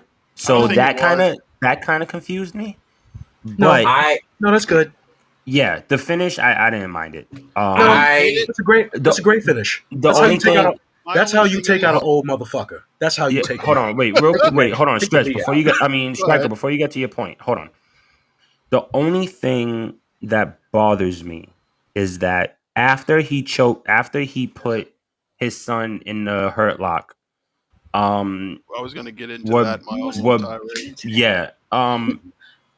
I think what bothered me was the realization that after MVP grabbed the mic and said, "How was Bobby supposed to know? He didn't know that it was his son. He attacked him from behind." I didn't like that either. All that does to me is basically say that there's a part 2 coming. Yeah, And I don't No, want a but you part could two. tell from the finish of the part 2 I coming. didn't. Like, come I don't on. want to. I barely was excited for part 1. Not I true. wanna see Look, part look 2. at it this way. True. Look at it this way. Y'all hate the Bianca finish. I think it's fucking perfect. Do a part 2. Have Who him beat hated him the up Bianca even finish? worse. I'm talking Oh, about well. the Bianca match. He Everybody has hated to. the Oh, Bianca hold match. on, wait. hate it. That's not comparable. To me, that's not What? It's comparable. not. Listen, It's listen, it's two listen, completely listen, different listen, situations. Listen. Listen. Here's the part. Here's why I brought up the part-timer thing. And I will give Goldberg his due. We had a longer than average fucking match for Goldberg. True. Not only Very that, true. he had it with Lashley of all people. True. And that's not no knock to anybody. People, right? And bigger people have been in that ring less for Right. less time. So Right. yes, I understand that. So not only is it redemption for Goldberg as a character, as much as we want to hate it and say whatever, mind you, I'm in that bunch. Nobody wants him to get redemption. No, but as I say, I don't give a fuck about. I'm saying just in general, like I'm in the I don't give a fuck about Goldberg crowd, but to redeem his character, they did the part of what they needed to do. No, right, absolutely. I think the best way to redeem Goldberg's character right now is to let him ride off into the sunset. Man, fuck him. And it's gonna happen. All right, like It's going to happen. In the interest of time, again, I'm just going to give you 3 points. 1, the fact that they're setting up a part 2, the way they did it makes absolute sense. Great, whatever have you. I'm not excited for it, but the way they did it, no problem with the execution. Number 2, the fact that Lashley, and I've been saying this for months in our private little group chat, Lashley should put his son in the Hurt Lock. Chef's kiss. It's true. That's what I'm saying. He definitely said that. I was losing my mind when he put the kid in the Hurt Lock. Are you kidding me? Like, yes. Like, are you kidding me? First Break and his foremost, son, yes. and first and foremost, his son deserved that shit because he tried That to was my assault third point. Lashley. Yeah, that man tried to assault him. First off, No, how old are no. you? 15? You 15? What the Jumping hell in the you- ring? You were That 15. big grown-ass You were man. 15. No, bottom line, I get it. That's your fucking daddy. You're 15. What the fuck are you doing trying to defend your daddy Get getting your his ass ass out of whipped? the ring. What you over here trying to? Your daddy's getting his ass whipped. Why the fuck Hold on. you all of a Yo, sudden only joining thing in? I hate Let me about be that in a ring. moment. It doesn't make. Hold on, wait, really. Let quick. me be in a ring and my 6-year-old daughter get in a ring and try to fight somebody. If somebody Stay out of drop grown kicks her, that's on her. Stay out of grown folks' business. Kid has a They little bit are of full common sense. turd. Oh, hold on, K Marvel. The But stage is watching. I was The going to stage make is my watching. third That's point, it. and it harkens to what That's an inside Marvel joke. was saying. MVP, he didn't know it was that. It was like he doesn't have to explain. The kid's legally wrong. He jumped the barricade and he got involved. That's it. So it doesn't That's matter it. if Lashley put him in a full That's why I dose or said not. that end. Like I said, that end sequence, I loved it. I loved the whole point of it. Like, yes, let Goldberg not be able to compete because he's over getting shot blocking the leg. Yeah, you old To me- motherfucker. Why the hell to you in this? me- You need to be done. It's over. To me, it would have been a lot better if MVP would have wordlessly said, like, just looked at Lashley like, whoa, he really put the Hurt Lock on the kid. Let's get out of here. Whatever have you. Keep it ambiguous. He didn't necessarily have to say, like, well, Bobby didn't know it was a kid. Of course he didn't know it was a kid. He jumped him from behind. He grabbed him and he put him in a lock. That's what I'm saying. But bottom line. That's funny. I That's thought all Bobby good. was That's doing why a we- prank challenge. Exactly, Jesse. But at the end of the day, like, yo, man, fuck them kids. All right, fuck his son. You damn right. I was over here cheering. Don't I be was jumping on the nigga's back like Striking that. those. I was in the crowd. I was gonna hit him again. I wanted him to hit him with the Bro, hurt I lock. lost my voice saying fuck them kids. At that point. I wanted him to hit him with the hurt lock, and I wanted Goldberg to be up and watch this. I said, let that him is the fucking see only that thing shit. that was wrong with Let him that see match. I want you to see. I Goldberg want you to should have see been your up and seen his kid in Yeah, I the want hurt you to see- lock I and wanna see your struggled kid. to reach Lashley. I want Not to see only your that, kid over but here get with a hurt lock. I don't know Fuck if you guys noticed this, but when Goldberg came out, he looked really sore. He just looked ginger from the beginning. Like, Oh, limping man. a little bit. Yeah, Goldberg really needs to hang it up. And that's what everybody It's- said about it's Becky tough. too It's when she tight. came out. She didn't look, but she probably hasn't been training Becky, like that either. Becky has a valuable excuse. She True. carried life and pushed it Yeah. out. You know, carried life for 9 months and was able to push it out successfully. Goldberg's just old. He needs to stop. Yeah, he just needs just get that contract up. But at the end of the day, fuck all of that. Your son Gage got that hurt lock. You need to go sit him down and hope to God that Bobby don't press charges on that ass because you tried to assault him. Yup. That's the fuck it. Damn, Q, that was a good spot. You should have said Gage came in the ring and he had to gauge how much that shit hurt. Yeah, I mean, fuck it. That's Man, fuck it. them kids. All right, let's jump she to. did it again.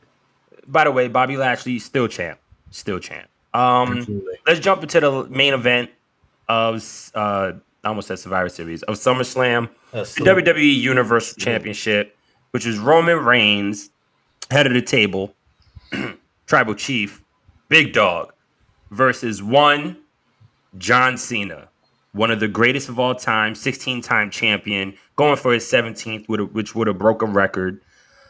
Good match. I enjoyed it. It was thorough.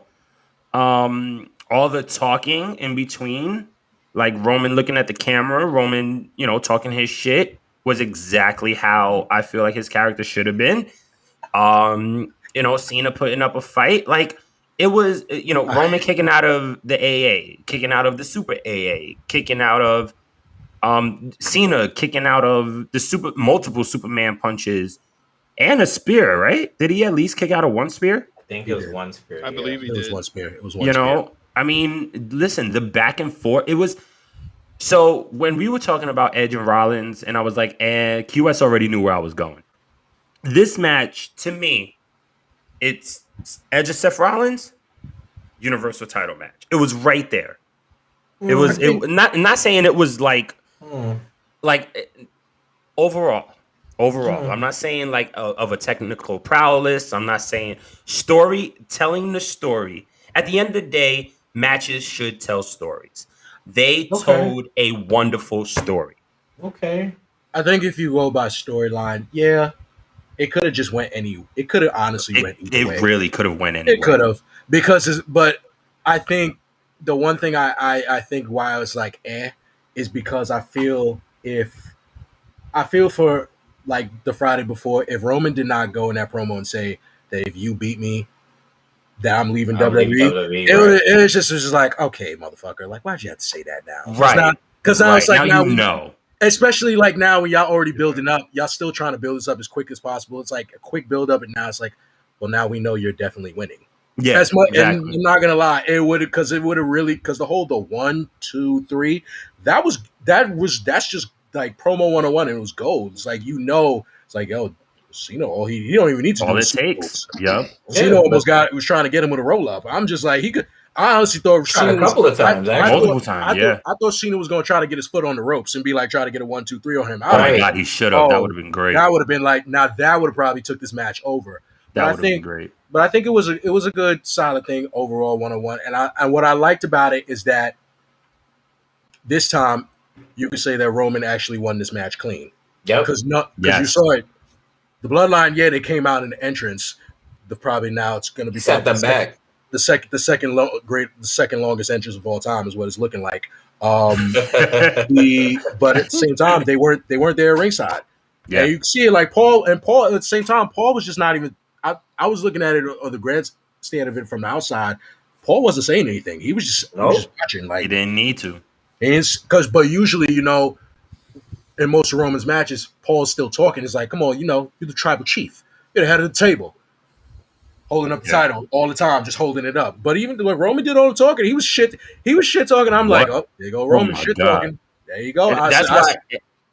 And that's why I wasn't mad that he didn't say as much during the promos, because he was going to talk his shit during the match. Yep. Like, bottom line. But even then, it's just like he's still Cena. Yo, Jesse.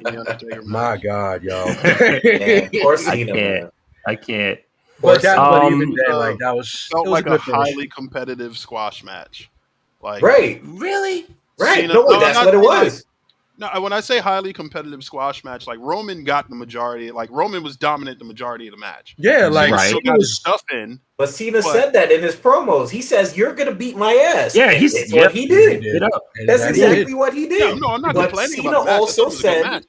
But Cena also said, "All I need to do is 1, 2, 3." So if that's all he needs to do, that's all he's gonna do. I think I don't know if he was trying to. It was on the outside. He was trying to do the running Superman punch. Yes. The running Superman punch, and then for Cena to just grab him midair and hit him with the AA through the table. That was a good spot. Awesome. I did like that. I was like, you know what spot I thought was really good? When Cena came off of the ropes or down from the apron, and Roman hit him with the drive-by. That timing was incredible. That was good. I was just like, okay. But as we know, Roman won. A second best match of the card. We obviously expect, of course, Roman's gonna hit it. It's like, okay, Roman finally he beat Cena. I was like, okay, well, and then. And I knew it was. I knew it was coming. Did we not call it? Mushroom Kingdom. Did we not call Mushroom Kingdom? Wait, what? He's not charging Billy. Charging Chuck. He's not charging Chuck. Nah, man. He's just over. That is Brock. He's Brawley's son. Nah, man. He's Brawley's Bowser. Why y'all saying Thor Lesnar? And that's Thor Lesnar. Thor Lesnar. Brock Lesnar came back out, and I've always said that Brawley. I've always said Bearded Lesnar is a problem. I've always said if Brock was ever to come back to WWE, I wanted him to just have a run where he does come, where he has bearded up. Yup, agreed. And everybody knows like the bearded Brock is over here from UFC. When he was bearded Brock, he was a demon. He was a demon, and if all you got to do is just go back and look at his previous UFC fights, monster. Before he got the diverticulitis, before he caught that disease and he had to retire. Man's was a machine. But him coming out like that, and then he got like the man bun. It's like, but still, he's still jacked. He still looks he looks even bigger than he was looking in the longest while. But as we know, Brock's regimen. Brock literally just eats, sleeps, shit, trains. That's it. He's just he's literally a nomad machine. That's all he does. He doesn't do it. He does, but he's farm boy. And that is his training right there. And it just sucked that I guess the pyro was done from the arena. They just didn't really have pyro because of the fans, because of the way that the fans were set up. There was no pyro. It was all smoke. It was him coming out to that, and then that pyro going off would have been nuts. It would have made it. It's okay. They're gonna leave that for Friday. I was just about to say that. But I still found it funny when it was like Brock over here scaling the field, looking around. He goes up on the steel steps. That's like basically that's separated from the ring apron itself. I'm just like, oh well, that's an awkward spot. Like I was just laughing at that. Like just me personally. Heyman's reaction. Oh yeah, Heyman's reaction was what made it. That's what made it. Yeah, that's what made it better for me because he's just over here just like I don't know. I had no idea. He's not saying it out loud. He's not even saying it out loud. He's just saying.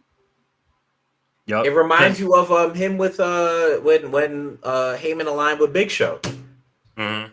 And if I remember correctly, they took out Brock, and then Brock had appeared a couple of weeks later or something like that, and wasn't it something of that sort? But when Brock appeared when he was with Big Show, he had basically the same reaction. But I think that's the last time we seen Brock without Heyman, when they had that little feud, if I remember correctly.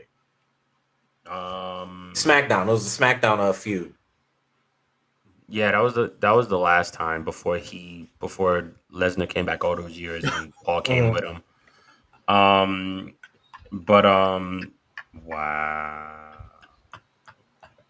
A great version of Demolition, not shit. If you're watching Raw, ladies and gentlemen, Karrion Kross somehow just got worse. Which is cool. Moving on. We'll get on that's that what YouTube is for, Kyle. All in all, see after the show. I guarantee it. I'm good. But all in all, SummerSlam. Yeah, good. I'll give it a solid 9. Yeah, really, it's a solid 9. I'd probably drop it a couple points because if this is not a solid 9, it's a solid 8.5. Yeah, 8.5. I'd give it an 8. 8.5. It was. You can't. It's a solid SummerSlam. It was. It's old, but a lot of the SummerSlams are always solid. But this was probably true. This was especially with the times that we're in. This is probably one of the better SummerSlams. Yeah, I for don't sure. know. I would say last year's SummerSlam was pretty on point. Yeah, I think last year's SummerSlam might have been better than this one. Not by much. If I had to give it a rating, maybe a 6. I would say it was a little below average. A 6? Really? A lot of this to me is forgettable outside of Edge and Rollins. No, that's too. Wow. It's a one-match show to me. Wow. I could agree with that. I could agree with that. Maybe I'll give you Priest versus Sheamus, but to me, it's a one-match show. No, it's too harsh. I could understand it. I'm I always could gonna. understand it. I Six and a understand what you're half, saying. borderline 7, but to me, it's in the below average echelon of SummerSlams. I don't see it being. Well, I then think again, it remember, was he's a a wrestling pretty average encyclopedia. SummerSlam. He I think knows it's what only he's because saying. of because of the moment of all of us, depending on who we were around. That's why we could say No, that. I don't even But say I'm that. I mean, but I'm always going to remember Lashley beating the damn shit out of Goldberg's son. I don't care what nobody says. Facts. That's not forgettable. That will never be forgettable. Facts. I will always keep reminding everybody of that. Fuck them kids. All right. Well, let's do NXT Takeover. There was only 4 matches on the card. 1, 2, 5. 3. There were 5 matches on the card. New matches. First and foremost, to the moon. $1 million title championship match. Cameron Grimes versus LA Knight. Good match. Fun match. Fun match. Fun Absolutely. match. Very fun match. Cameron Grimes is your new $1 million champion. With yeah, DiBiase as his manager, so he's winning all the way, and he got new came with gear new as well. gear. Yep, new. Yeah, everything was pretty good for that match. Everything was money. I think it was. I think it was exactly kind of what I expected. It was a good match. It was a good back and forth match. Agreed. Seeing DiBiase put him in the $1 million dream, awesome. Right, $1 million dream. I'm not bugging. Yeah, okay. Thought that was good, and he did it twice, didn't he? He did it twice and then threw him in the ring. And even Cameron's anybody know Cameron's finishers? The name of that finisher? Cave Is it chest stop? The chest stop that he does. The cave in. Okay. Perfect. It was a perfect cave in. I feel like he doesn't get that. That was the often. cleanest. That was the cleanest one he's ever hit. Yeah, for sure. For sure. But yeah, match was awesome. We got a new champ. Let's run to The next match. the NXT. Well, I don't have it in order. I think it was a women's championship match. The NXT Women's Championship match was Dakota Kai versus Raquel Gonzalez. Raquel retained the title. As she should. Once again, damn good match. Very good match. I feel this match was more so to put over Dakota than Raquel. We already knew what was coming out of it. See, I thought it was the other way. I think of it the other way around. I don't think it was the other way around because I feel Dakota has not been up there. Really, she's been more in Raquel's shadow. If you really think about it, she was always Raquel's shadow. She's been in Raquel's shadow. Yeah, the win last week even on when NXT was huge. That's probably the hugest win she's had in her career. Even when they were a tag team, she was always her shadow. Right. Yes, I know Raquel was always supposed to be built as like Dakota's bodyguard, but we all gravitated and saw Raquel more than we cared about Dakota. We did. It's just it. So I mean, granted, them being separated, it's like their entrance is a little weird. It's weird without them being together. But we all knew this is one match that because Dakota really tried to pull out all the stops. It's like she did her damn hardest. She did her damn hardest to get over, but at the end of the day, Raquel is just that damn good. Yep. She got the presence. She got the presence. I mean, if this is what another archetype that you want to build up into for the brand, for the business, can't go wrong with Raquel. Nope. And I think that was a good that was definitely a good match, a good solid match for her. But what I loved about it, I think it was what happened after. Oh yeah. So now you know, and as everyone knows, that's when Kaylee Ray had debuted on NXT.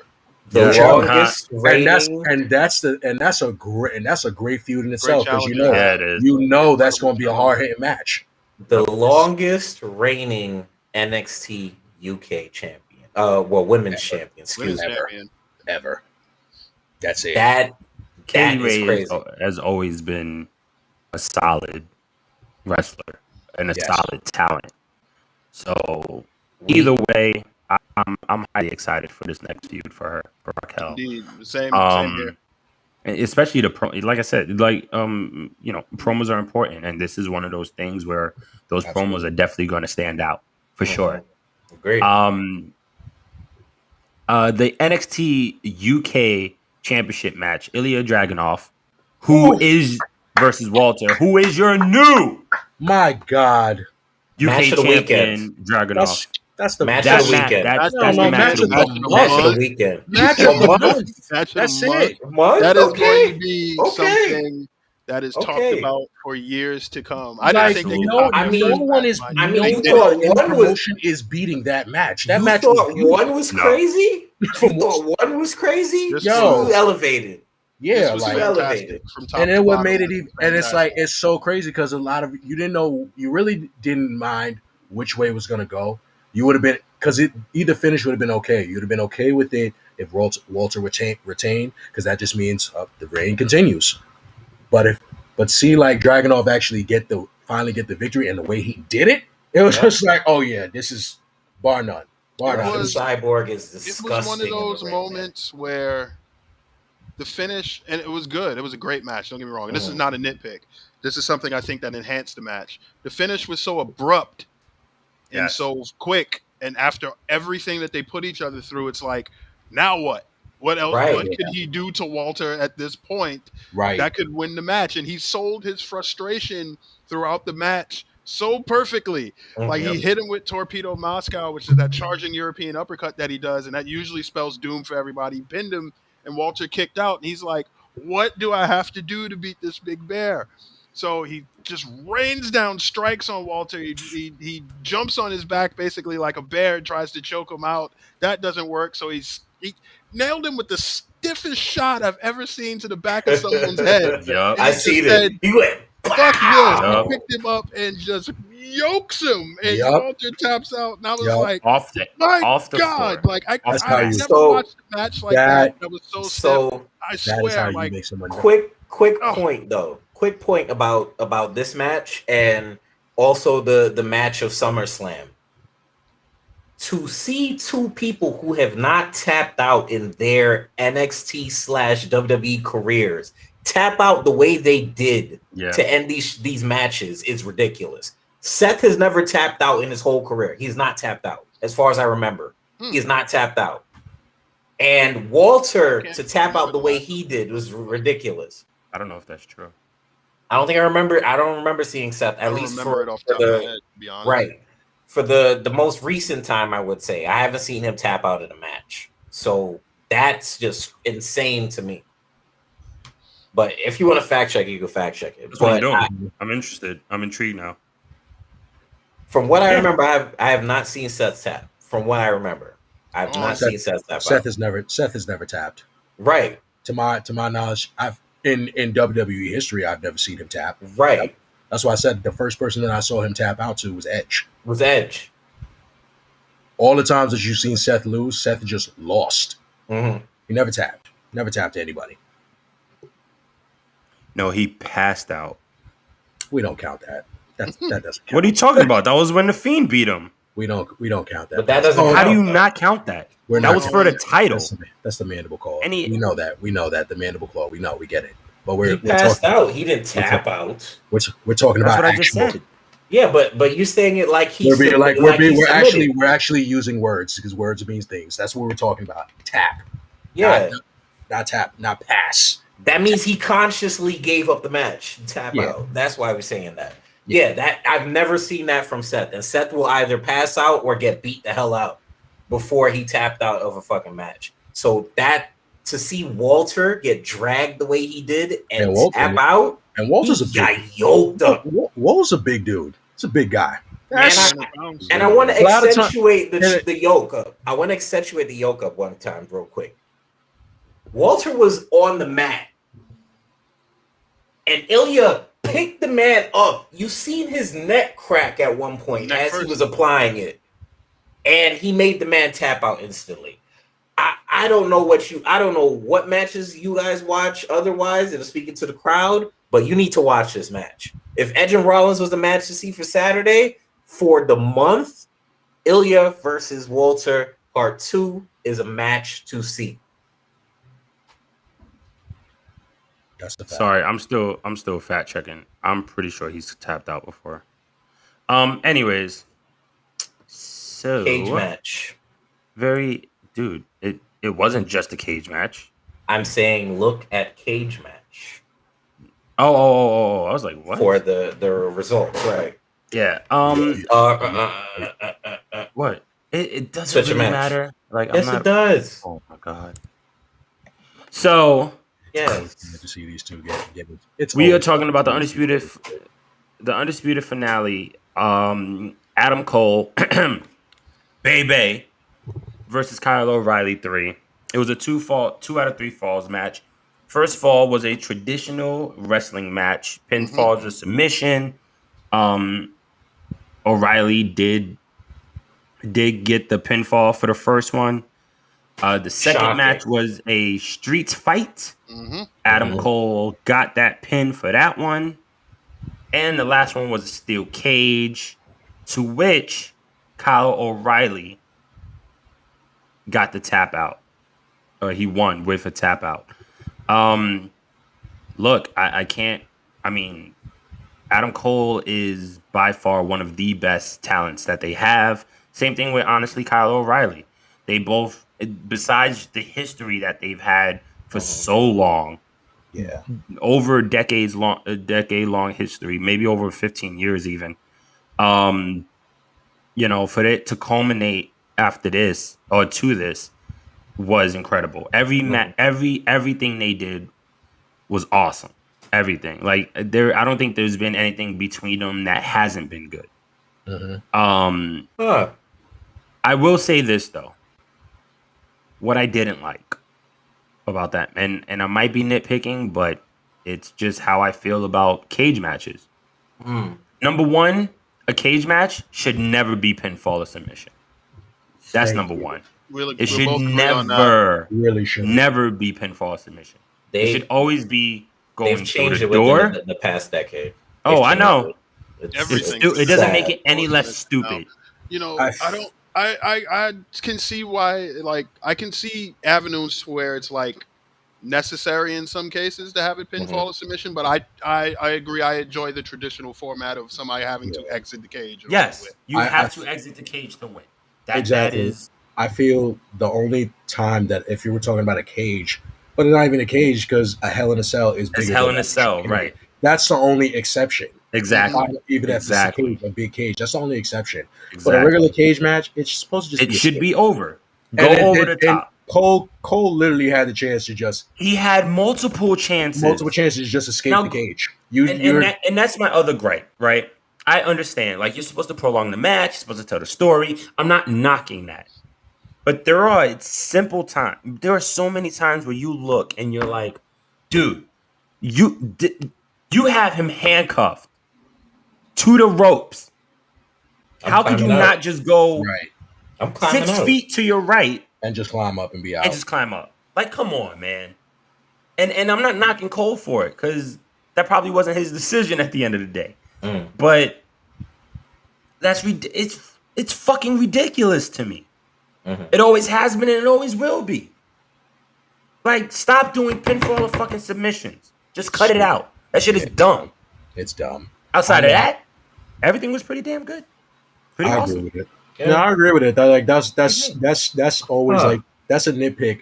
It is a nitpick, but it's the dumbest nitpick ever. It's just not, and then not against UK. It's just, it's so stupid to keep seeing that in cage matches. Like, why are y'all? Why? Because I guess we're it needs to be a cage match if that was the case. We're the smart wrestling fans that like know logic. We're just sitting here looking at it like, why are you sitting here like still beating the crap out of him? Okay, you have him handcuffed to the rope. All right, I'm just walking out. I don't even got to make it dramatic. I'm just walking right out. Yeah. For what? Sick. Like, you ain't got to do nothing else. Just to get to the match, I felt like Sorry. The finish. I felt like the finish. I think that was a viable discussion to have, because I hate the fucking way they finish cage matches nowadays too. Everything's pinfall and submission, and I hate it. But like they do it during strap matches, which I think is the stupidest fucking thing on earth. But that's neither here nor there. That's a different topic for a different day. You know, as far as the match is concerned, was I the only one who was a little underwhelmed by it? I I mean, was. I said this before the I match mean, started. I don't care for it. Just get it away with. Just get it also, done with. also, I have no problem with the storyline. I think it was a good long term story. Don't get me Yeah, but it wrong, needed but to end. it had two things working against I it. mean, that was the whole One, point of the match, though. well, yeah, How it you needed to end. frustrated It at was the that? blow I'm off just saying finish of the it feud. was dragging. Just having the match I as think long as it it had was two things dragged, working man. against them. One, it went after Walter versus Ilya Dragunov. Number one, Anybody like True. going nobody after was them is topping that. ridiculous. Nobody Like, was come Let's topping on. get that. that out of True. the way immediately. That's like a lot of people don't realize this, but like the 2000 dunk contest, can you name who went after Vince Carter? Nope. Exactly. Vince Carter. It was Jerry Stackhouse that went after Vince Carter. That's And what I I'll never said. Wow. Vince forget this. Carter. This is a sidebar and this is a rant, It's but Vince Carter I twice. promise you'll see the point.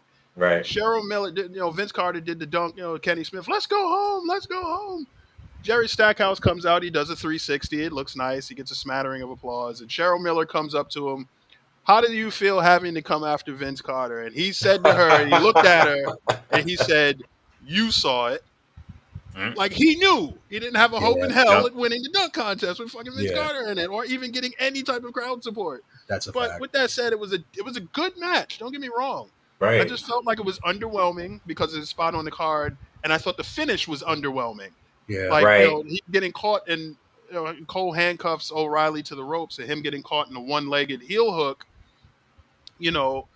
That's like okay. It's like nice. The match is over, but it's like Adam Cole is a little smarter than that to fall into that situation. Yeah, right.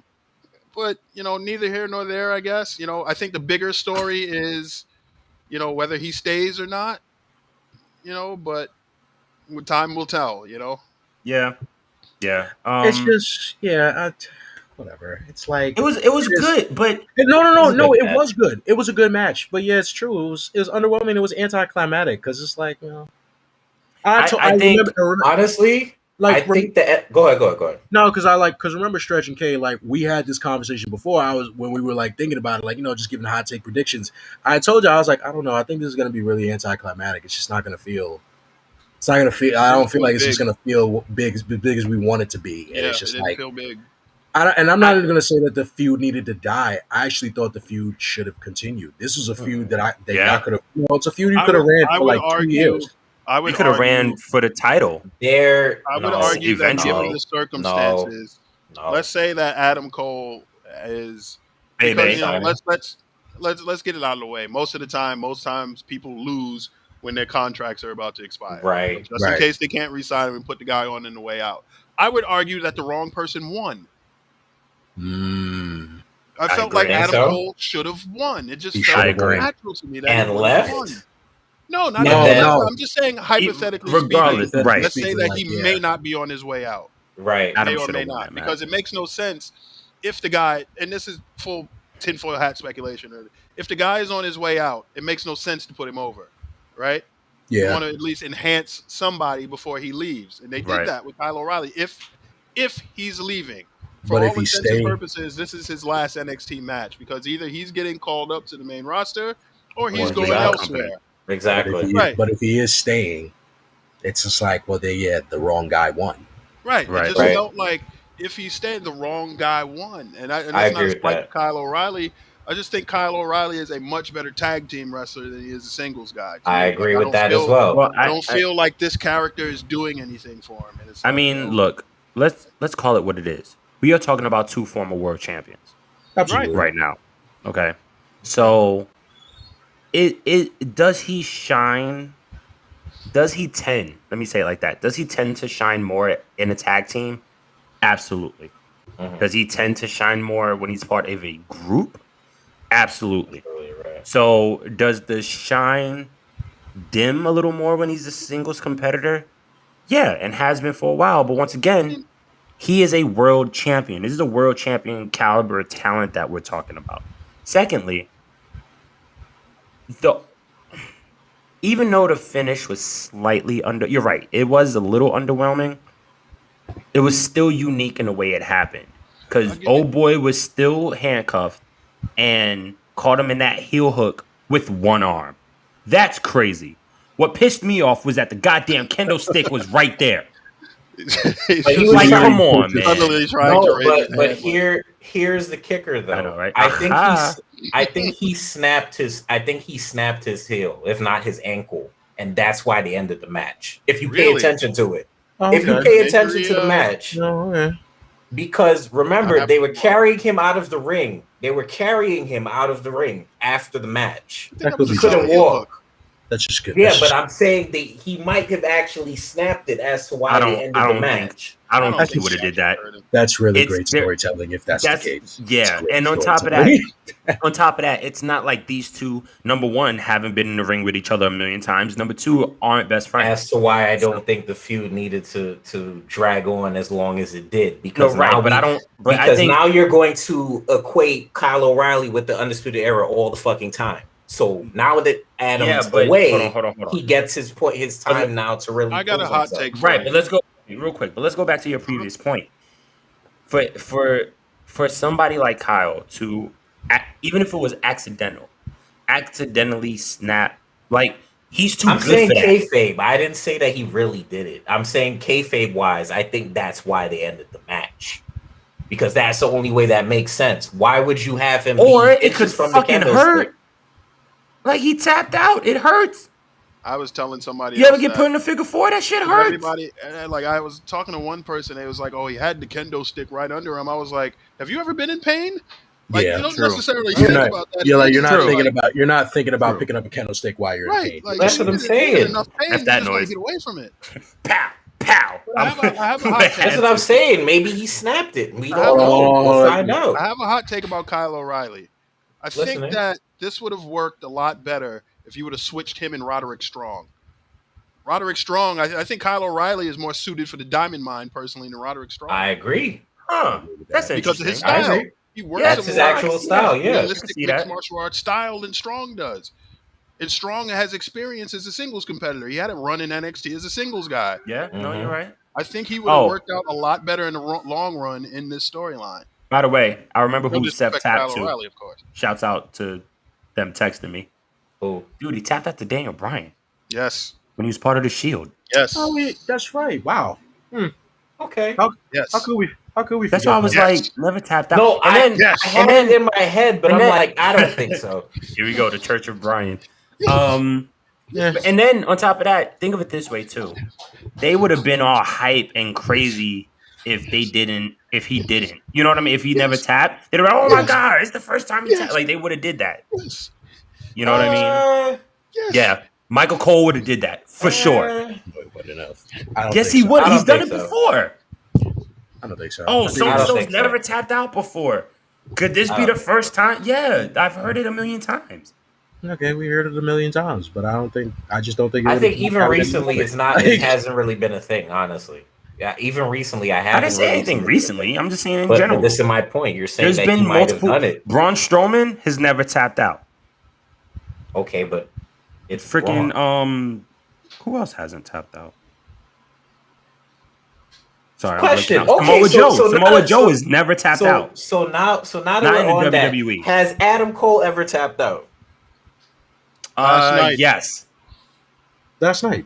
He just tapped out last night. And that would be his first time tapping out, correct? In the WWE, I don't think so. Didn't he lose to the Gargano Escape? Yes. No. Oh wait, yes he Yes, did. he did. He did. He lost to the did. Gargano. For the Escape. title. Right? That Okay. was at Takeover New York. Yeah, he did. He lost to Gargano. So there we go. You're welcome, boys. Clarification. Love it. All right. But let's yes, get now we have the big match. Let's Now we get have to the big very match. last match of the card, which is the NXT title match. Samoa Joe versus Karrion Kross. And congratulations to the first ever three-time NXT 3 times. champion, Samoa Joe. I'm gonna Good say match. this. I'm gonna Hard-hitting say match. this. I'm just gonna say this. Cross needs Scarlet. He needs Scarlet. Agreed. He does. He And it's not to doesn't say- need a gladiator suit.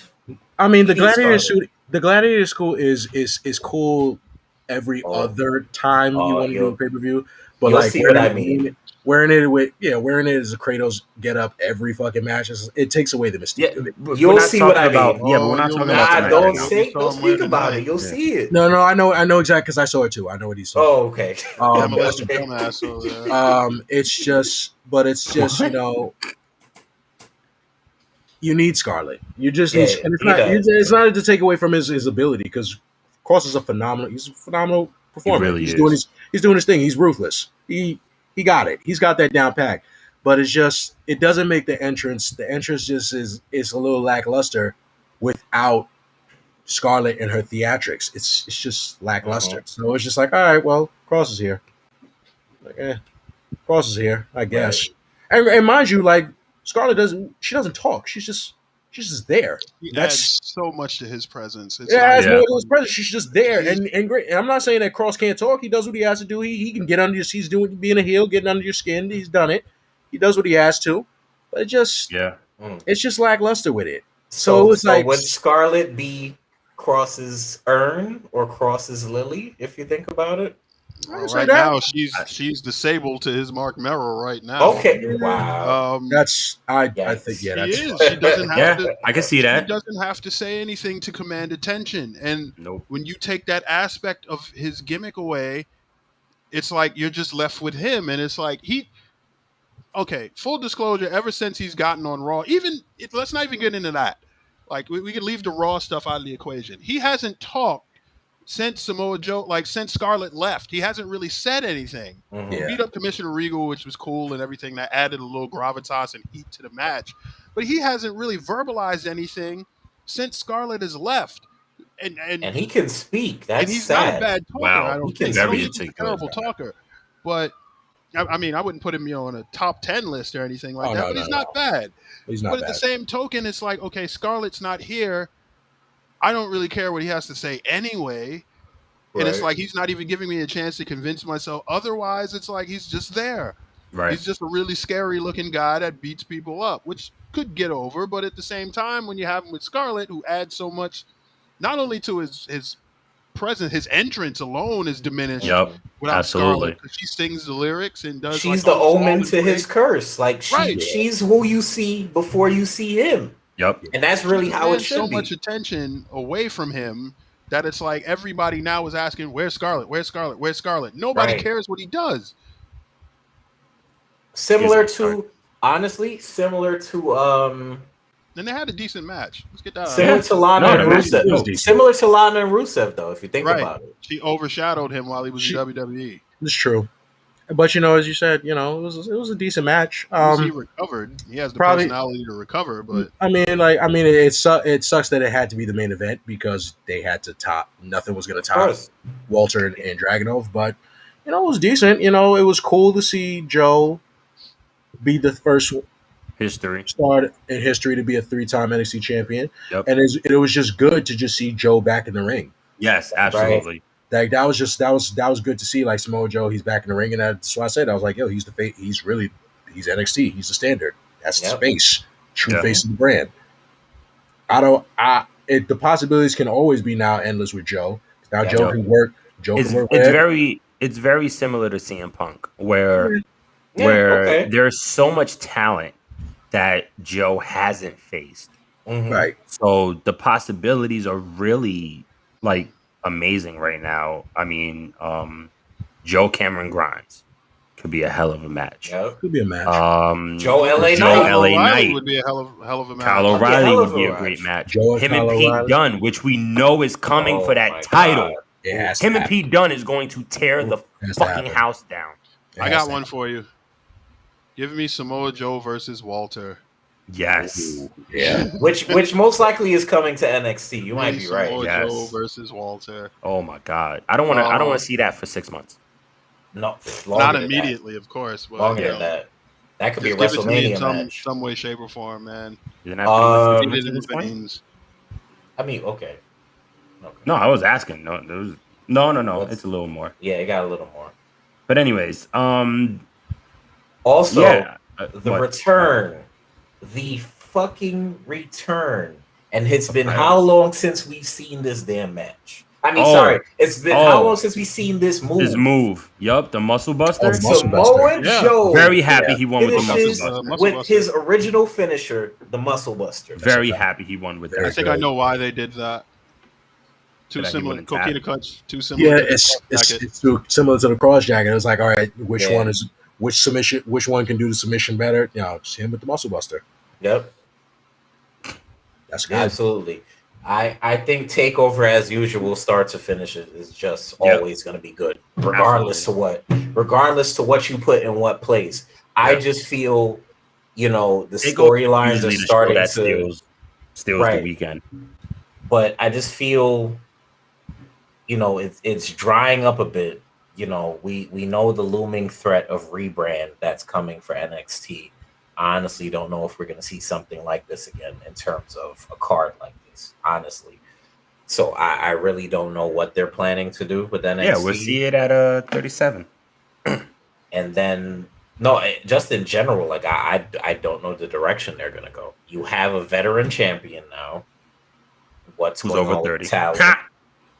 You have all these you have all this talent now. Like, who's next? I mean, obviously everybody's next, but who's really next to run this brand with this looming rebrand? We gotta see. This is what Just this the is wait what and wrestling see is. Yep. Yeah, this is what wrestling is. It shit happens, and most of it is live. So let's just let's go and with the flow and see what the hell comes out of it. Let's see what's going on, man. But all in all, pretty damn solid weekend. Pretty solid weekend. Yeah, pretty solid. Pretty solid weekend. There were like I said earlier, there were shocks, there were surprises, there was upsets, there was people upset. It was, but all in all, it was a pretty good weekend. I think for the most part, most people enjoyed it. Any final thoughts? My final thought, I suppose, would be I hope that the NXT rebrand doesn't completely kill what we know the spirit of NXT to be. I kind of understand what they want to go for. They got a lot of younger talent in the PCE, and they want to start developing a lot of that talent and start teaching those guys how to work in front of a camera now and stuff like that, get the mic skills going. But I hope that they don't just go on like this mass stream of cuts to get rid of like the quote unquote indie guys or whatever have you, guys that work the quote unquote independent style or whatever have you.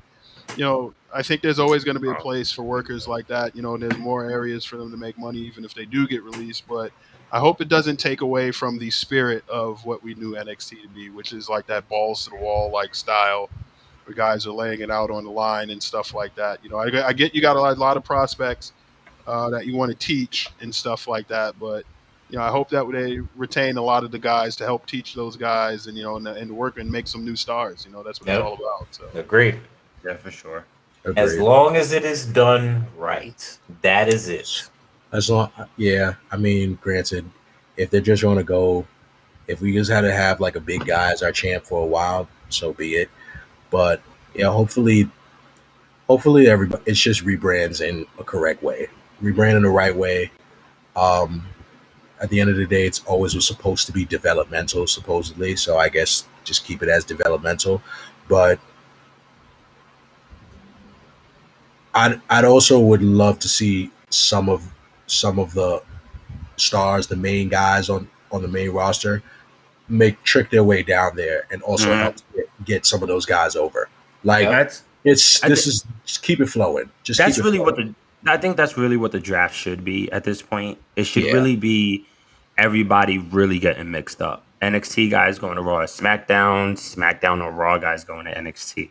Yep. I think a lot of people, especially now that they are currently not stationary in one state, one city.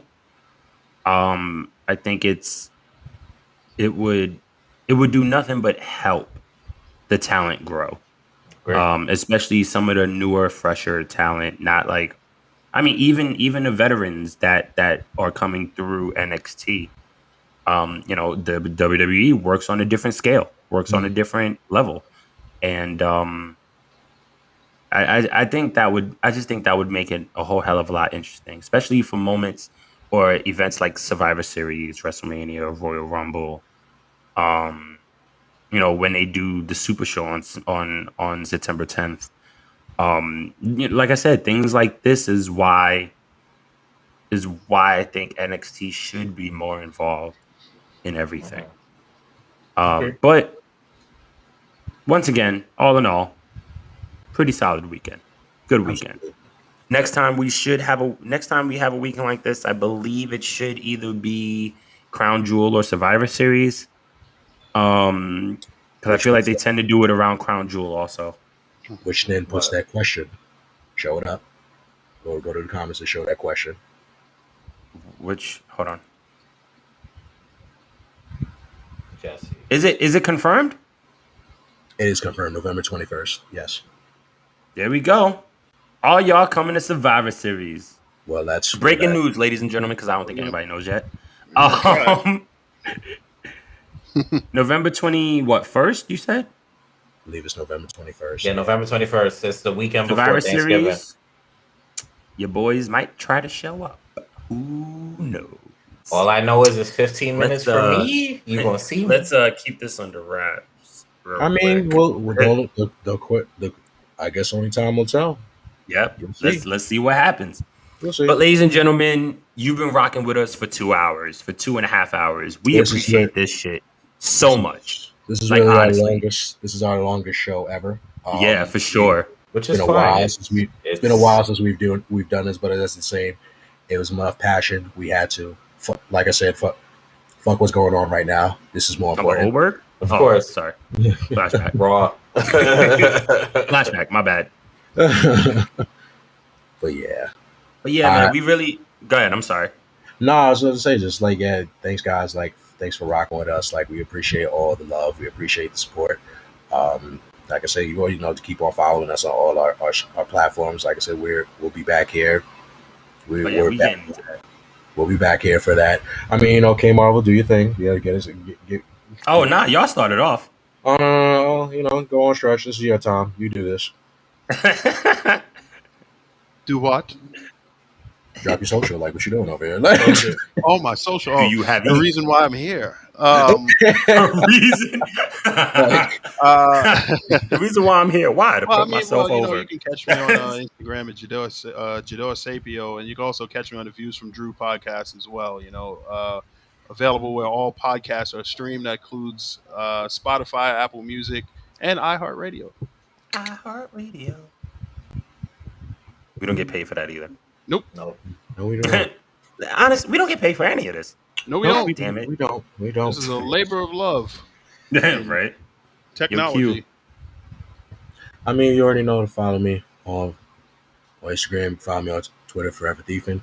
Once again, like I said, thank you all for rocking with us. If you personally would want to see me somewhere else, this Saturday on the 28th, I will be at the Nothing But the Truth live show. Nothing But the Truth Live 3, NBT Live 3. I will be there to witness the grandstand moment for Nothing But the Truth podcast with Miss Truth and Blaze. Shout outs to them. Also shout outs to all the other podcasts, Backstage Brawl. Shout outs to Top Rope Squishies, Top Rope, Top Toe. Yes. Of course, shout outs to the getting into Jobber. that. Definitely shout outs to Jobber Tears podcast. Shout out. Jobber Tears. And also shout outs to Damn, it just left me. Oh yeah, of course, Fillmore Boys. You already know Fillmore Boys. Oh yeah. FMB podcast. Love y'all. You already know. I'm sorry. And Dirty Heels. Dirty Heels. You already know. Dirty Heels. It's literally so much you gotta go. But I appreciate this. Thank you. Black is beautiful. Sir. As for me, it's me, Striker Dragoon, on Instagram, Twitter, and Twitch. Yo, Striker just sound like me. Black Mario. It's me.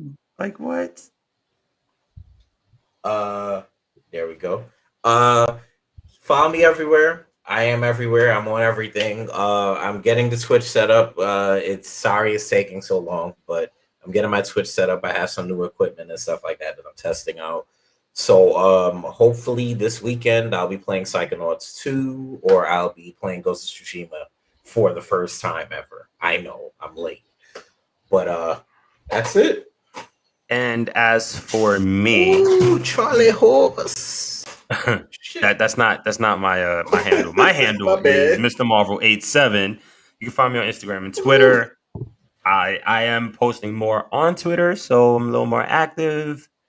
Didn't want to be, but I kind of have no choice now. He's found the fountain of youth, ladies and gentlemen. I don't know about all that. My bones still hurt. You can always find us on Facebook, Twitch, or Instagram at the Council of Commentary. You can find us on Twitter at CO Commentary. You can also listen to us on, or you can watch. Excuse me, you can watch us on YouTube. But you can listen to us on Spotify, Apple Music, Google Podcasts, iHeartRadio, Audible, and wherever else you listen to your podcast. Indeed. But you can definitely watch us on YouTube for sure. Yep. Do that. Watch us Right. on YouTube. Subscribe. See our like, handsome black faces on YouTube. Hit that subscribe and hit that bell. do what That he bell, did, y'all. and put it on all so you get all the notifications. That's Damn. right. All right. But Ding once ding, again, you'll hear we us really- when we on. Word. Once again, we really, really appreciate y'all rocking with us for these 2.5 hours. We didn't know how long it was gonna go, but It went.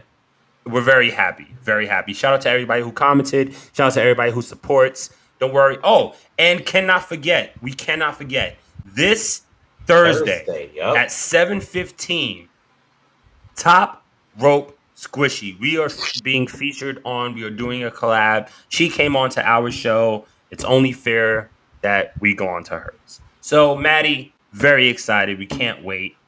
Also, By the way, real my quick. mug came in. Huh? Oh, your My mug mug came is in? mugged. Yeah. Hey. Also, one more thing. I just want to shout out. Why you ain't show it off? Where's Mr. it Mr. Justin Not really, I'm Hollis. going to get it now. Brother, keep your heads It up. don't Keep hurt. your head up. Prayers are with you, bro. Just we can't wait for tomorrow to see you and Bird and the Villain podcast back to full form. But once again, brother, please just keep your head up, and One day at we a will time. we will all be talking soon for sure.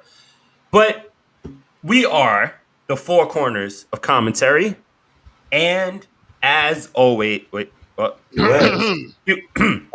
my Sir. bad. and as always, we appreciate y'all. We out. Peace. Every time.